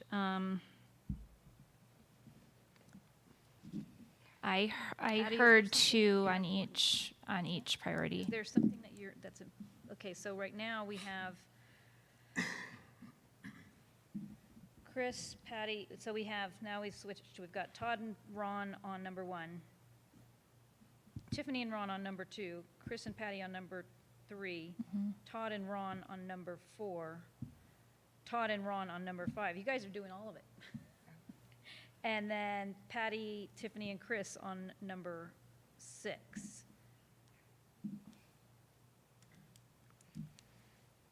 Which is that communication piece. So Todd or Ron, is there one of these that you could foresee? 1, 2, Changing? I can step out a, I guess I could step out a number 1, 2, 3, 4, 5, and have somebody else do it.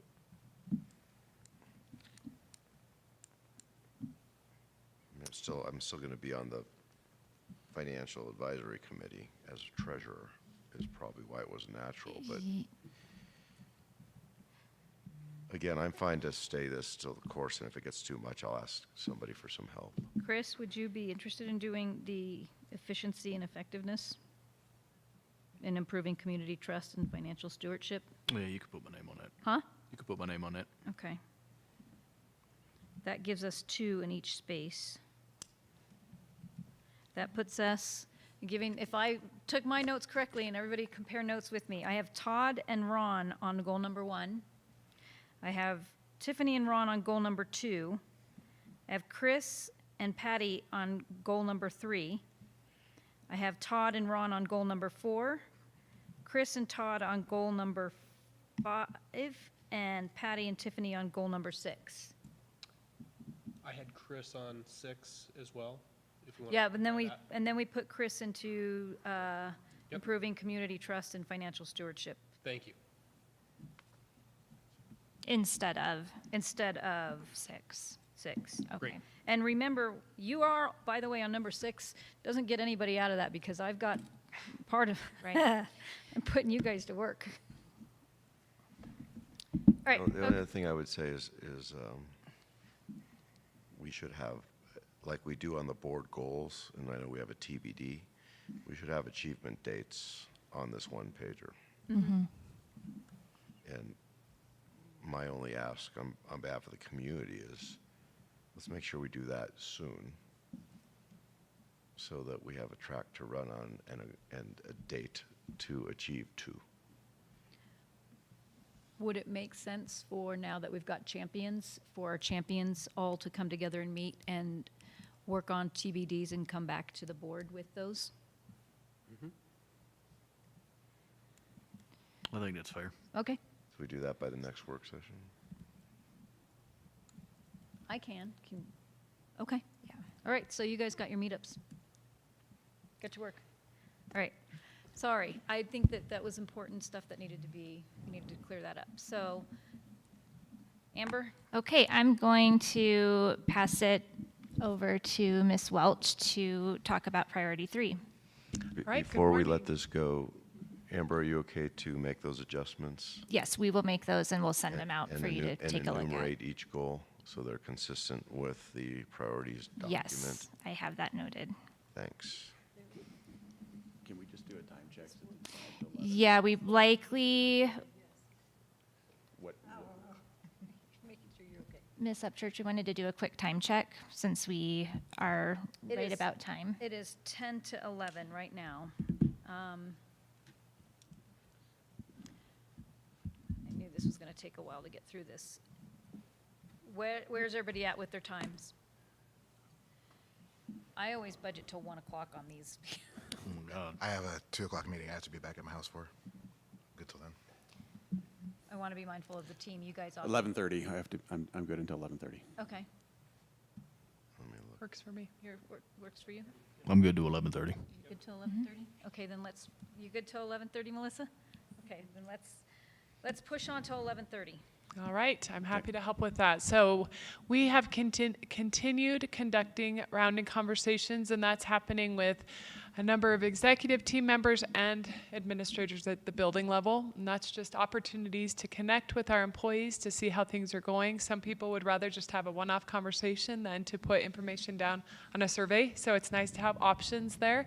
We continue to meet with our staff collaboration committee with the purpose of soliciting input from them. It's great. There's various employee groups there. I think it's well represented with the schools and departments, which matters to the people there. And I think they look forward to those opportunities to not just come to the meetings, but to communicate with their schools and departments how things are going. So I think that's moving along in a positive way. As you know, we initiated a staff survey back in October 2023, and we continue to use information from that and other resources or sources, to just gauge how things are going and how we can continue to support and improve people's lives and experiences here in the district. Also, one of the positives is we have worked hard to increase our substitute fill rates, and I know you've probably heard that a few times, so I just pulled the data. Last December, a year and a couple months back, our average fill rate was 64%. This past December, it was 82%. Last January, a year ago, our fill rate was 74%. This January, 83%. And just this month, as we end February, we were at 69% fill rate last February, and now we ended February at 84%. So as you may know, as not just a teacher, but a support staff member, people do need to be out sometimes, and it's very stressful on them and those who are operating a building to not have substitute coverage. So that has been a huge win to be able to get that. And that's just us working as a team with our schools to make this happen. So it's nice to be able to do that without even utilizing other resources outside of what we have here. So it's been good. Any questions? Quick question. When you're looking at increasing fill rates, I'm assuming that you do, but just out of curiosity, do you look to what other districts are doing and where their fill rate is, and if they're doing anything different for benefit-wise for their substitutes? I have heard of a couple different opportunities that other districts engage in. Some of them we currently do, like if someone is in a long-term substitute position, as long as they're averaging 30 hours or more per week, they do qualify for benefits, and that's comparable to what other districts are doing. I think some districts are giving opportunities to like transportation team members to give them the opportunity to have benefits regardless of the exact amount of hours they're working. We've discussed that some, but have not made any changes as of yet. I actually just recently did a poll on a CASPA Southern Colorado area to see how they're handling snow day cancellations and if they're paying their substitutes. And what I heard is overwhelmingly they really only are if they're long-term substitutes. So we do look for opportunities to grow and improve, and we have a great group of school districts around us, and I think we all want to work together to figure out how we can continue to improve lives of educators. So it's nice. It's nice to have those resources. Any other questions?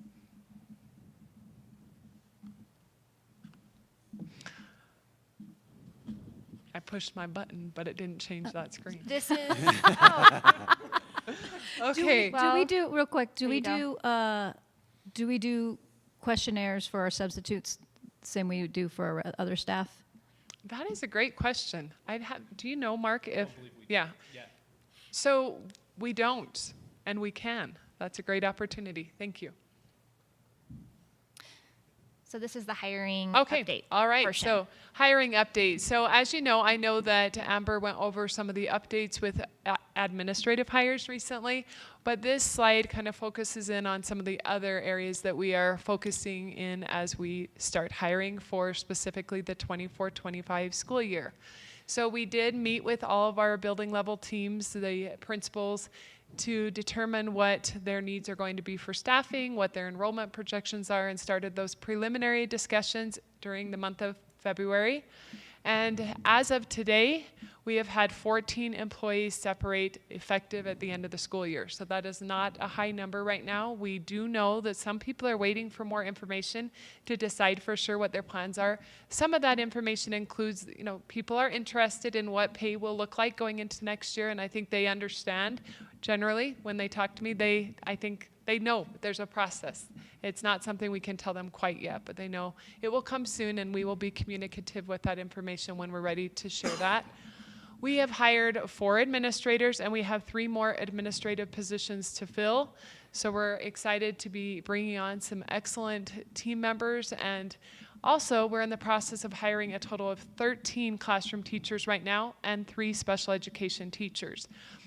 As of right now, what we have done is we have made 3 internal status changes, and this is not there, so if you're just don't look up there. We have made 3 internal status changes for the 24-25 school year, just so you know what that is. That's when an employee applies for a position that would allow for them the opportunity to switch from one school to another. So 3 have chosen to do that, and we are tracking that.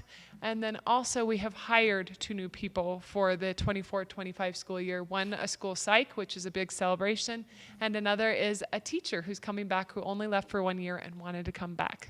So that's positive, and that's my updates. It's just moving along, but things are moving in a positive way. I think people feel like the resources are in place to move things along, expedite things when they're ready to post, and also we are pretty good at hiring quickly, and I pay that credit to our onboarder. She does a great job, but the whole team is working hard together to keep things moving along in a positive way. Any questions? Yes. So you say you credit to the onboarders, which is all great news. Who are the onboarders? Andrea Martinez is the primary onboarder. Christina Kind handles benefits, which is a big part of onboarding. They get things started, and then Emily Melville really handles leaves and just making sure that everything's entered. If people get stipends or gas mileage or anything like that, she tracks that. And then we work closely with our business department. Marin handles payroll. That's all part of onboarding as well. Once Andrea finishes things, she moves it along to her. So really, it's like a big team effort with us all working together to make sure people have a positive experience. They get their questions answered in a quick and timely manner, and it's moving along nicely. We have a great team. Second question. Yes. Thank you. You're welcome. That's great to hear. On these recent hires, it feels like, and I want to validate it or get your macro thoughts on it, it feels like the industry or the marketplace for both administrators and licensed teachers is evolving or has evolved in the last 12 to 18 months, where we're either in a more competitive position or the pool of quality candidates is better. What are you seeing and why? So we are seeing an increase in applications, which is a positive, specifically for our administrative positions. Those are the ones that we've been doing a lot of hiring for up to now. And honestly, I would love to say I know exactly why. I don't know why. I just am celebrating the fact that we have as many applications as we do. I think we have a reputation, and I think many people want to work here and are excited about the opportunity. Also, a number of the applicants are either internal or people who have worked here in the past that are excited about an opportunity to come back. And that's with both administrators and teachers, support staff. So we're just starting the process of hiring our teachers. And like I said, out of the 5 licensed staff members that we have hired, 3 have been internal transfers, which means that we'll then have to hire the position they were in, but they were excited about an opportunity, and that's great. It gives people an opportunity to grow. And also for someone to choose to come back, you know, they went to a neighboring school, probably got paid more, and chose to come back because they really enjoyed working at the school they worked at. So I don't want to make it sound, I don't think it'd be genuine for me to say that all the positions that we're posting are getting as much admin positions. And I say that only because those are just now getting posted, just barely starting with the hiring, but I know things are looking very promising. And it's not just for the 24-25 school year, also for the 23-24 school year. Right now we're still getting support staff hired. We just hired another bus driver this week. We're moving along, and it feels like people are filling the positions and feeling confident with who they're hiring for the position. So I will report out more as the months go on, specifically around how many applications we're getting, generally speaking, for the licensed positions, but it's looking good. Good. Well, it's nice to see that evolving back. Yeah, it is. Well, last year when we went to hire one of our administrative principal positions, we had less than 10 applications. And this year we're like at even LPHS assistant principal, there were about 30 applications. Yeah, and I'll just credit the HR team because they were insightful in getting these positions posted early.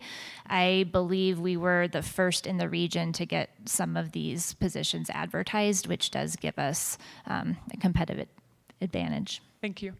So one more HR question. Sure. Because our people matter, right? It's hard to run the school without them. Yes, I agree.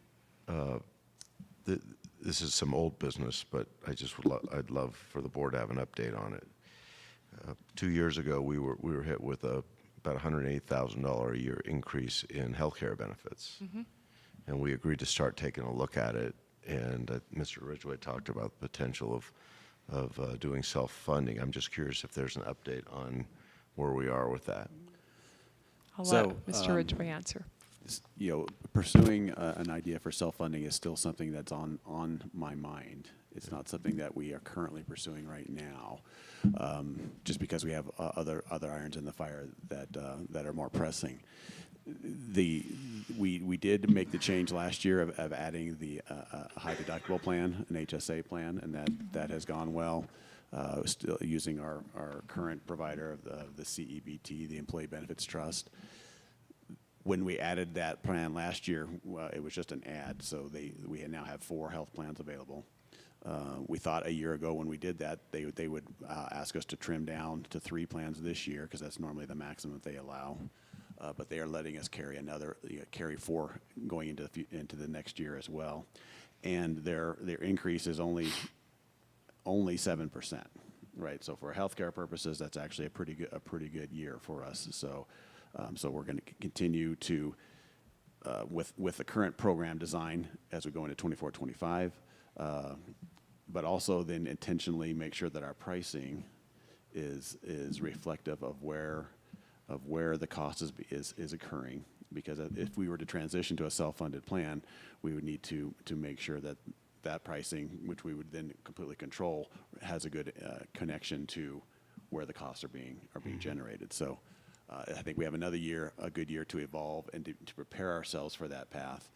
I would say that a decision to go to a self-funded path is going to have a one-time cost to it, because we're going to need to seed that with some significant money, probably at least $1 million of fund balance to generate to pay claims early on. So definitely something still on the table. We asked the SCC in our last meeting what was their impression of the benefit program, and there was no urgent calls to make any changes from the staff group. So that was actually a pretty good sign as well. I'll just mention my employer does a self-funded benefits program, and it's actually allowed us to absorb a lot of the increases that everyone else is facing. It's worked out pretty well for us. It's definitely, I believe, the right path for an organization of our size. Yeah, most large organizations do that. Yeah. So yeah, if we had a huge increase facing us this year, I might be pressing more quickly, but in deference to some other priorities, I'm still going for another year. Okay, thank you. Good question. Thank you. Just one question for me, if I may. Some time ago, we talked loosely about exit interviews. Correct. How much effort has been put into that to make a more robust process for capturing that information? Great question. What I do is when people turn in a separation form, I reach out and give them the offer of an exit meeting. So they still have a separation form, but they get the offer of sitting down if they would like to talk. One has chosen to, others have just said, thank you, I'll let you know if I want to. So I wouldn't say that there's been a huge response, but we do consistently get the separation forms back, and I'm happy to give you an overview of what that looks like as we get to the end of this school year, probably May or June. Was that where we get the stats from that I know get published once in a while for the reasons that teachers are leaving? Yes. Okay, it's just based on the questionnaire. Do we have to make it an option? The reason I ask is I've quit quite a few companies, and it was always mandatory. No, I don't think we have. I mean, I'm happy to do whatever we think is best. I think that it would be difficult to make it happen. You know, sometimes people just don't want to talk. But I think generally speaking, if there was an expectation that they probably would just know this is part of the process. So I'm happy to discuss that further. Yep.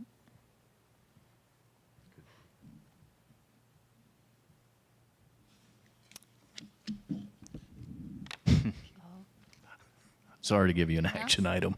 No, I got to write it on my sticky note. Thanks. Okay, I pass it over to Mr. Ridgway and Ms. Andrews. So for priority for facility planning goals, we talked recently about the facility utilization study, that question that came out in a board meeting talking about what are our building capacities and such, which was a really good question. And so we've dug into that, and we presented you some preliminary information of that back in January. It's also been part of our conversations that we mentioned with staffing, with all the board building level leaders. So that's still work continuing that we will bring back to you. Evaluate the viability of long-term use of Grace Best. Of course, I think it's something that's really on your minds, definitely on our minds as well, especially because we've had some recent issues there with snow melt on the roof that have been a really unfortunate development. So these are things that I've prepared Melissa as she's coming on board that we're going to be hitting up pretty quick. And one of the things that I want to continue is this FCI, the Facility Conditions Index, you know, that we started having some of that conversation and deploying that style of evaluation last year. So I want to keep that going to make sure that that informs our decisions on what capital projects might need to be done in which sequence over time. Probably in the next meeting here in March, I'd like to be able to talk about what project list we're recommending for the 24-25 year, and specifically for the summer of 24 here. That would have some relation and tie-in to FCI. Any questions on any of those? When it says consider alternative facility placement for current Grace Best programs as applicable, is that, I'm assuming that means that if you decide that's contingent upon the decision or the evaluation of the long-term use of Grace Best. Right. Correct. And it ties into, you know, what do we want to do in terms of a facility, sorry, for CTE programs? Is that something that could cover that need as well? For the board members who've never seen Grace Best, could we put together a tour time one of these days? Yes, Sounds and like a good idea. we do have some of our CTE programming housed there currently, so we can make that part of that tour. Perfect. I mean, I've seen it, but I'd still like to do it again. Okay. Would it be helpful to do, we've talked about this loosely, but we've never solidified it. I'm about to put something on somebody else's plate again. To find a time or a day, and maybe we make it a work session time instead of being on here during a work session, where we do a bus tour of our properties and schools in the district. We've done that when I onboarded, and it was very helpful for me, and it made me feel much more comfortable about reaching out to building leaders and saying, hey, can I come by and visit? Can I redo a kindergartner today? Or can I just come and say hi? So actually doing that was helpful. Would that be helpful for my fellow board members? Okay. Would you want to use the April work session time to do that, or would you like to extend time in addition to the April work session? We put some things on the April work session agenda already, so would it be feasible to do it as an April, cut our meeting shorter and then jump on a bus and roll around D38, or would you rather do it some other time? I'm in favor of that. Okay. Yeah, just to make sure we set the expectation, it might take a few hours to do this, It will. right? It will go And- beyond. But yeah. it's also important to look at all the real estate assets, as Tiffany Yes. mentioned, right? We have a lot of raw land. And we did that too, yeah. Right. Great idea. Because it's an asset, and the question is, do we sit on it because something's going to happen in the future? Do we monetize it? Do we do something in between? Right? And so you have to have the whole picture in order to make those decisions. Melissa and Brett, are you guys ready to be our tour guides? Sure, we might recruit a couple other people as well, but definitely. And you know, they have the one bullet point there about, you know, the subdividing of the administrative campus location, which is this plot here, right? Because we've talked different times about, because this is one single piece of property definition from this building all the way down to transportation, down to the baseball field. It's all just one piece of land. And I just learned it's zoned for residential. I had no idea why, but I don't know. That sounds surprising, but so we're gonna connect. We've been trying to get the town of Monument, or we'd like for the town of Monument to keep a planner for a long enough time that we could actually pursue this goal. yeah. So next time they hire one, we want to hit them fast and say, okay, let's do this before you leave. Excellent. Okay, so let's plan that. We will keep the agenda short and then plan on it going for a couple hours. So I would say Afterwards. bring a lunch. Yep. It's not that kind of party bus, so just a Gatorade and a sandwich. Preferably before I'm on crutches. Okay, so we'll work on a plan for that and send it out for feedback. Thanks. Okay. Okay. I'll talk as well about the fiscal stewardship, and these are the points that I've been pursuing through the course of this year, and really since I came on board, to increase the precision of budget and budget achievement with the window of precise performance. And a lot of the KPIs, you know, that are going to be useful for this are really already presented. I'm going to work in the future iterations of the FP&A report to just highlight those with a little more clarity. On what makes sure that we are doing well with our fiscal stewardship goals. We wanted to improve the annual audit report results, and we did that. We had our good report that came from Holting back in January. Our 24017, which I'm kind of flabbergasted, Tiffany, that it's not even on the CASB bill tracker. What's the disrespect on that? I will tell you the disrespect on that because I keep pushing for it to be on the bill tracker. Yeah. We are supposed to get an update on the treasurer's notes. That was before it passed through the Senate, so we have an upcoming meeting this Friday, so Okay. it will be brought up again. I brought Yeah. it up each time. Okay. Yeah, the treasurer, in a sense, kind of punted on it, saying, yes, we can do it. That's basically, in the end, that's what he said. Okay, yeah, Yeah. so Matt Cook had expressed that Okay. there was that we were looking at the treasurer's notes, and I said that doesn't make sense to me, and then the other piece of it, we were going to come back to it, and there's so many bills, education bills right now, there was lengthy discussion on a few of them, so we didn't get back to it. So I'm gonna It's I'm good. gonna make a good. motion to support. Great.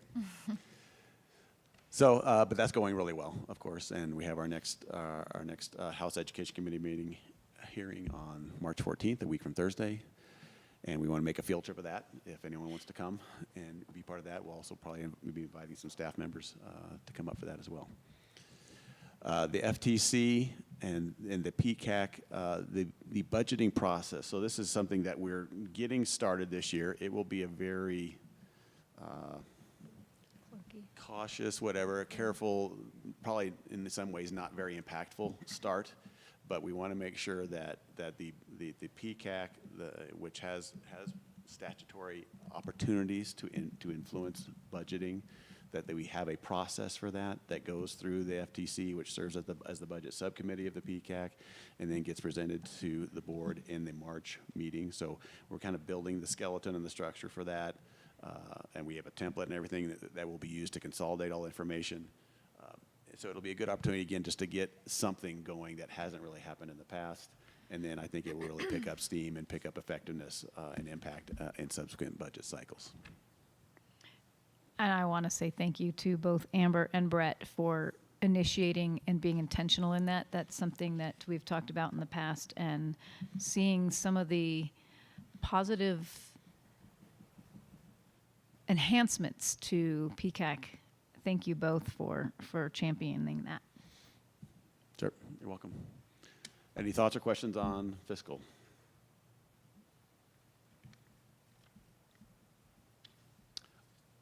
I'll just say again, to plant the seed, assuming SB 2417 passes, and that reduces our cash flow stress in the coming year, then it will create this opportunity that we'll have to have discussion on to say, what do we do with this piece of fund balance that effectively gets freed up as a one-time opportunity?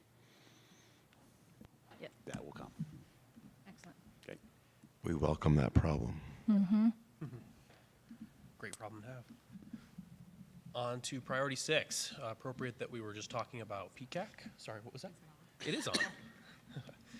Appropriate that we were just talking about PCAC because our first action is aligned with our various committee work. So those include our PCAC, FTC, SEAC, GELT, our calendar task force, and many others, which we'll talk about here in the near future. We're doling out assignments left and right, so I think some more work is coming everybody's way. So a little tease to that coming soon. As you know, we launched a parent and caregiver survey in the first semester of the year here. That is an effort and an initiative that we will repeat in the future in various ways. So those are efforts that will help us tie to a KPI for our key promoters and our net promoter score.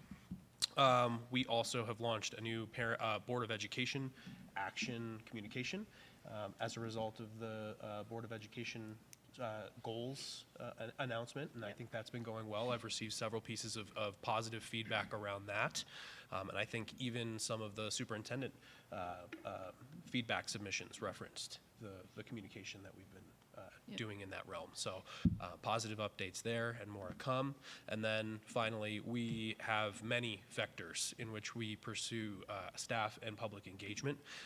And those include our various opportunities that we have to serve. Currently, we have members of the district administration serving on the YMCA Tri-Lakes Board of Directors. We also are engaged in the Chamber of Commerce. We hold Engage and Elevate events and many other opportunities to get involved and get information. And beyond that, we are always answering parent and community questions via the phone, via email, and those are some key actions aligned with Priority 6 for our Board of Education consideration. Any questions? I have a question. Yes. What do we do when we are so egregiously misquoted in, and I'm just going to call it out, in our community news? Everybody is. Oh my gosh, I just read something I said, and I'm like, I did not say that. Right. But that doesn't, Sorry. I concur with Patty, but that doesn't make it right. No, it does. Mark and I had that conversation 4 months ago. We have. Any thoughts on that idea, or a better one maybe? My recommendation is if the board and our administrative team agrees, I would like to reach out to the editor of the publication versus going through the channel we have been going through, just to ask for some, how can we be partners in that process?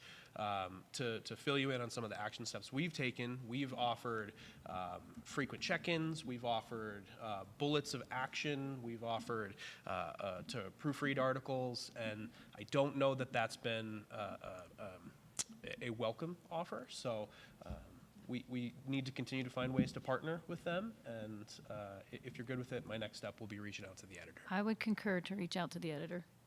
Do I have support on that? Yes, and especially if we can do it with our peers like the town of Monument and the town of Palmer Lake, because together we represent most of the readership. And if it's happening to us, it's happening to them. Concur. And there's more power in a team than an individual. Excellent. I'll reach out to those teams as well. Thank you. Thank you. Real quick on this, when I was looking at our committee work on who's doing the board champions, we don't have anyone for the Arts Task Force, and if I look at this, Todd, is there one of these that are of interest to you? Because I noticed you don't have any representation. Yeah, I was curious how that happened. Let's fix that. And these are all just draft, Yes. to my knowledge, so. If there's any ones that you want to partner on with somebody, I'm sure others would be willing. And the nice thing about having two board members to a committee is it gives coverage if one more board member is not allowed, is not able to make it. Not allowed. That's only happened to me twice. Thank you, Brett's Mr. pretty Ridgway. exclusive with his FTC. Sir? Tiffany, please put me on the Arts Education Task Force. Take my name off the FTCC. That's a whole nother organization, FTC. Probably better suited for Todd, since he's partnered up with Ron on a lot of similar activities. I would agree with that. Something I said. You smell. If you need a second on the arts, I can do that with you. Okay. Todd said he'd do that too. Yeah, I caught that. And Chris, you are our liaison for Monument Academy as well. Is that up there? No, it's not, but I didn't see it. yeah. There's not really a committee that's more of a, Well, we have another Outside page group. that may have that. I'm Yeah. not. We don't have them listed Sure. on there presently. We can Would be add happy it. to add them. It's not, it wasn't intended to be an oversight just because they are so tied into our organization, but happy to add them. okay. That rounds things out. And again, any you. of these committees, if any board member says, hey, you know what, I'd actually like to sit in on that Special Education Advisory Committee, well, it's just me. If the Gifted Education Leadership or the PCAC, that's always a great opportunity for a board member to pop in and, okay, so that was my question on that. And then, so the last thing that you had asked for us to bring to you during this work session was a discussion regarding board representation on various community organization boards and committees. Is this something that we can tackle within the next few minutes? So I would propose that we table it and get some dates of when their regular meetings are to add, because I think that would be helpful. Do anybody else have any thoughts or concur? Okay. I concur. I mean, and some of these we can each, again, this is something I just want to make sure we have coverage, because before we convene, and I know we do have legislative stuff real quick, it's a quick update, but one of the things I'd like to see us do as a board during our work sessions is do something similar to what we do with PCAC, where we are a champion of, do a quick, we'll take, 20 minutes. We've been able to do it in PCAC in less than that, but just a 2-minute to 3-minute synopsis of the committee's work that we attended or community work that we've attended, and just share out with each other so that we are all on the same page of knowing what's moving and what's going, what's shaking. And it holds us accountable, and it also gives us all a sense of understanding. So I'm going to start putting that on the work session agendas, if you concur. Yeah, it's a great round robin. Okay, perfect. Okay, that's all I want to do on that. Let's table this until we have dates, meeting dates. I think that'll be helpful. Each step at a time. Okay, so I want, real quick on legislative stuff, I'm not going to spend a lot of time on it because we are out of time. Just 3 quick bullet points. Mr. Ridgway has already spoken to it. Anybody who is interested in going up to the Capitol for a field trip to advocate on behalf of D38 and to support Mr. Ridgway in his testimony for our upcoming legislation. That is March 14th, right? So let Ms. Wood know, 1:30. and we'll get some times and dates. Brett, will you share that with us? Yes. On departure times, coordination? Okay. So we'll have the team coordinate and just let the team know. Sooner than later, I know it's Tuesday, and the 14th is the field trip, so just keep that in mind. The other thing I wanted to share with you guys is I'm going to give you all homework. It's compulsory. You don't have to do it. But this is an exercise I did on CASB on Friday. And Patty and I were up in CASB, and I'll get more copies. We were up there Thursday, and we were in the Capitol and doing some advocacy work. I was doing a lot of talking, maybe more than I should have. Just keep passing it around. Here, give one to Brett. And then this was work that we did on Friday on what is our legislative ideas where we stand as a board. And the reason this came up is when we're testifying for bills or supporting bills, we have a lobbyist that does meet and talks to us, but there are so many bills that we could take a position on, not take a position on. The bill should make sure that how does it affect our school district? Does it have a chance of passing, and do we actually have influence? And so we're not going to discuss those bills now. I sent you all the dashboard. Where I'm feeling handicapped and I don't know how to get over this hurdle is if there's something coming up and it's up in committee, I don't feel comfortable speaking on behalf of the D38 board because we as a D38 board have not had a dialogue or discussion about it. So I gave you these guidelines as homework. This is, again, going to be a slower process because we've increased our voice a lot just in the last 2 years. So what this homework is meant to do is say, okay, what are priorities? And that way we have a bill that comes up and we can say, okay, this meets this priority or this goes against this priority, so that there's some guidelines on how are we as a board making another impact and utilizing our lobbyists the best that we can. So that's all that I was going to share was look at that dashboard. Things change a lot. And Brett, I would love to have a letter of support to be able to share out. If you can get that, that'd be great. Okay. That's all You're I right. had for legislation. We could go into that for hours, and let's just keep it at that. Any quick questions before we adjourn? Get everybody on their way. Vicki, did you send it? It's through CASB, the legislation. The link is in board docs on Yes. the item. It's on board docs also. Okay. In your email, and then it is in Board Docs. Yeah. Anything else for the good of the order? Okay. It is 11:31. Thank you, guys. Chris, real quick. Yes, ma'am.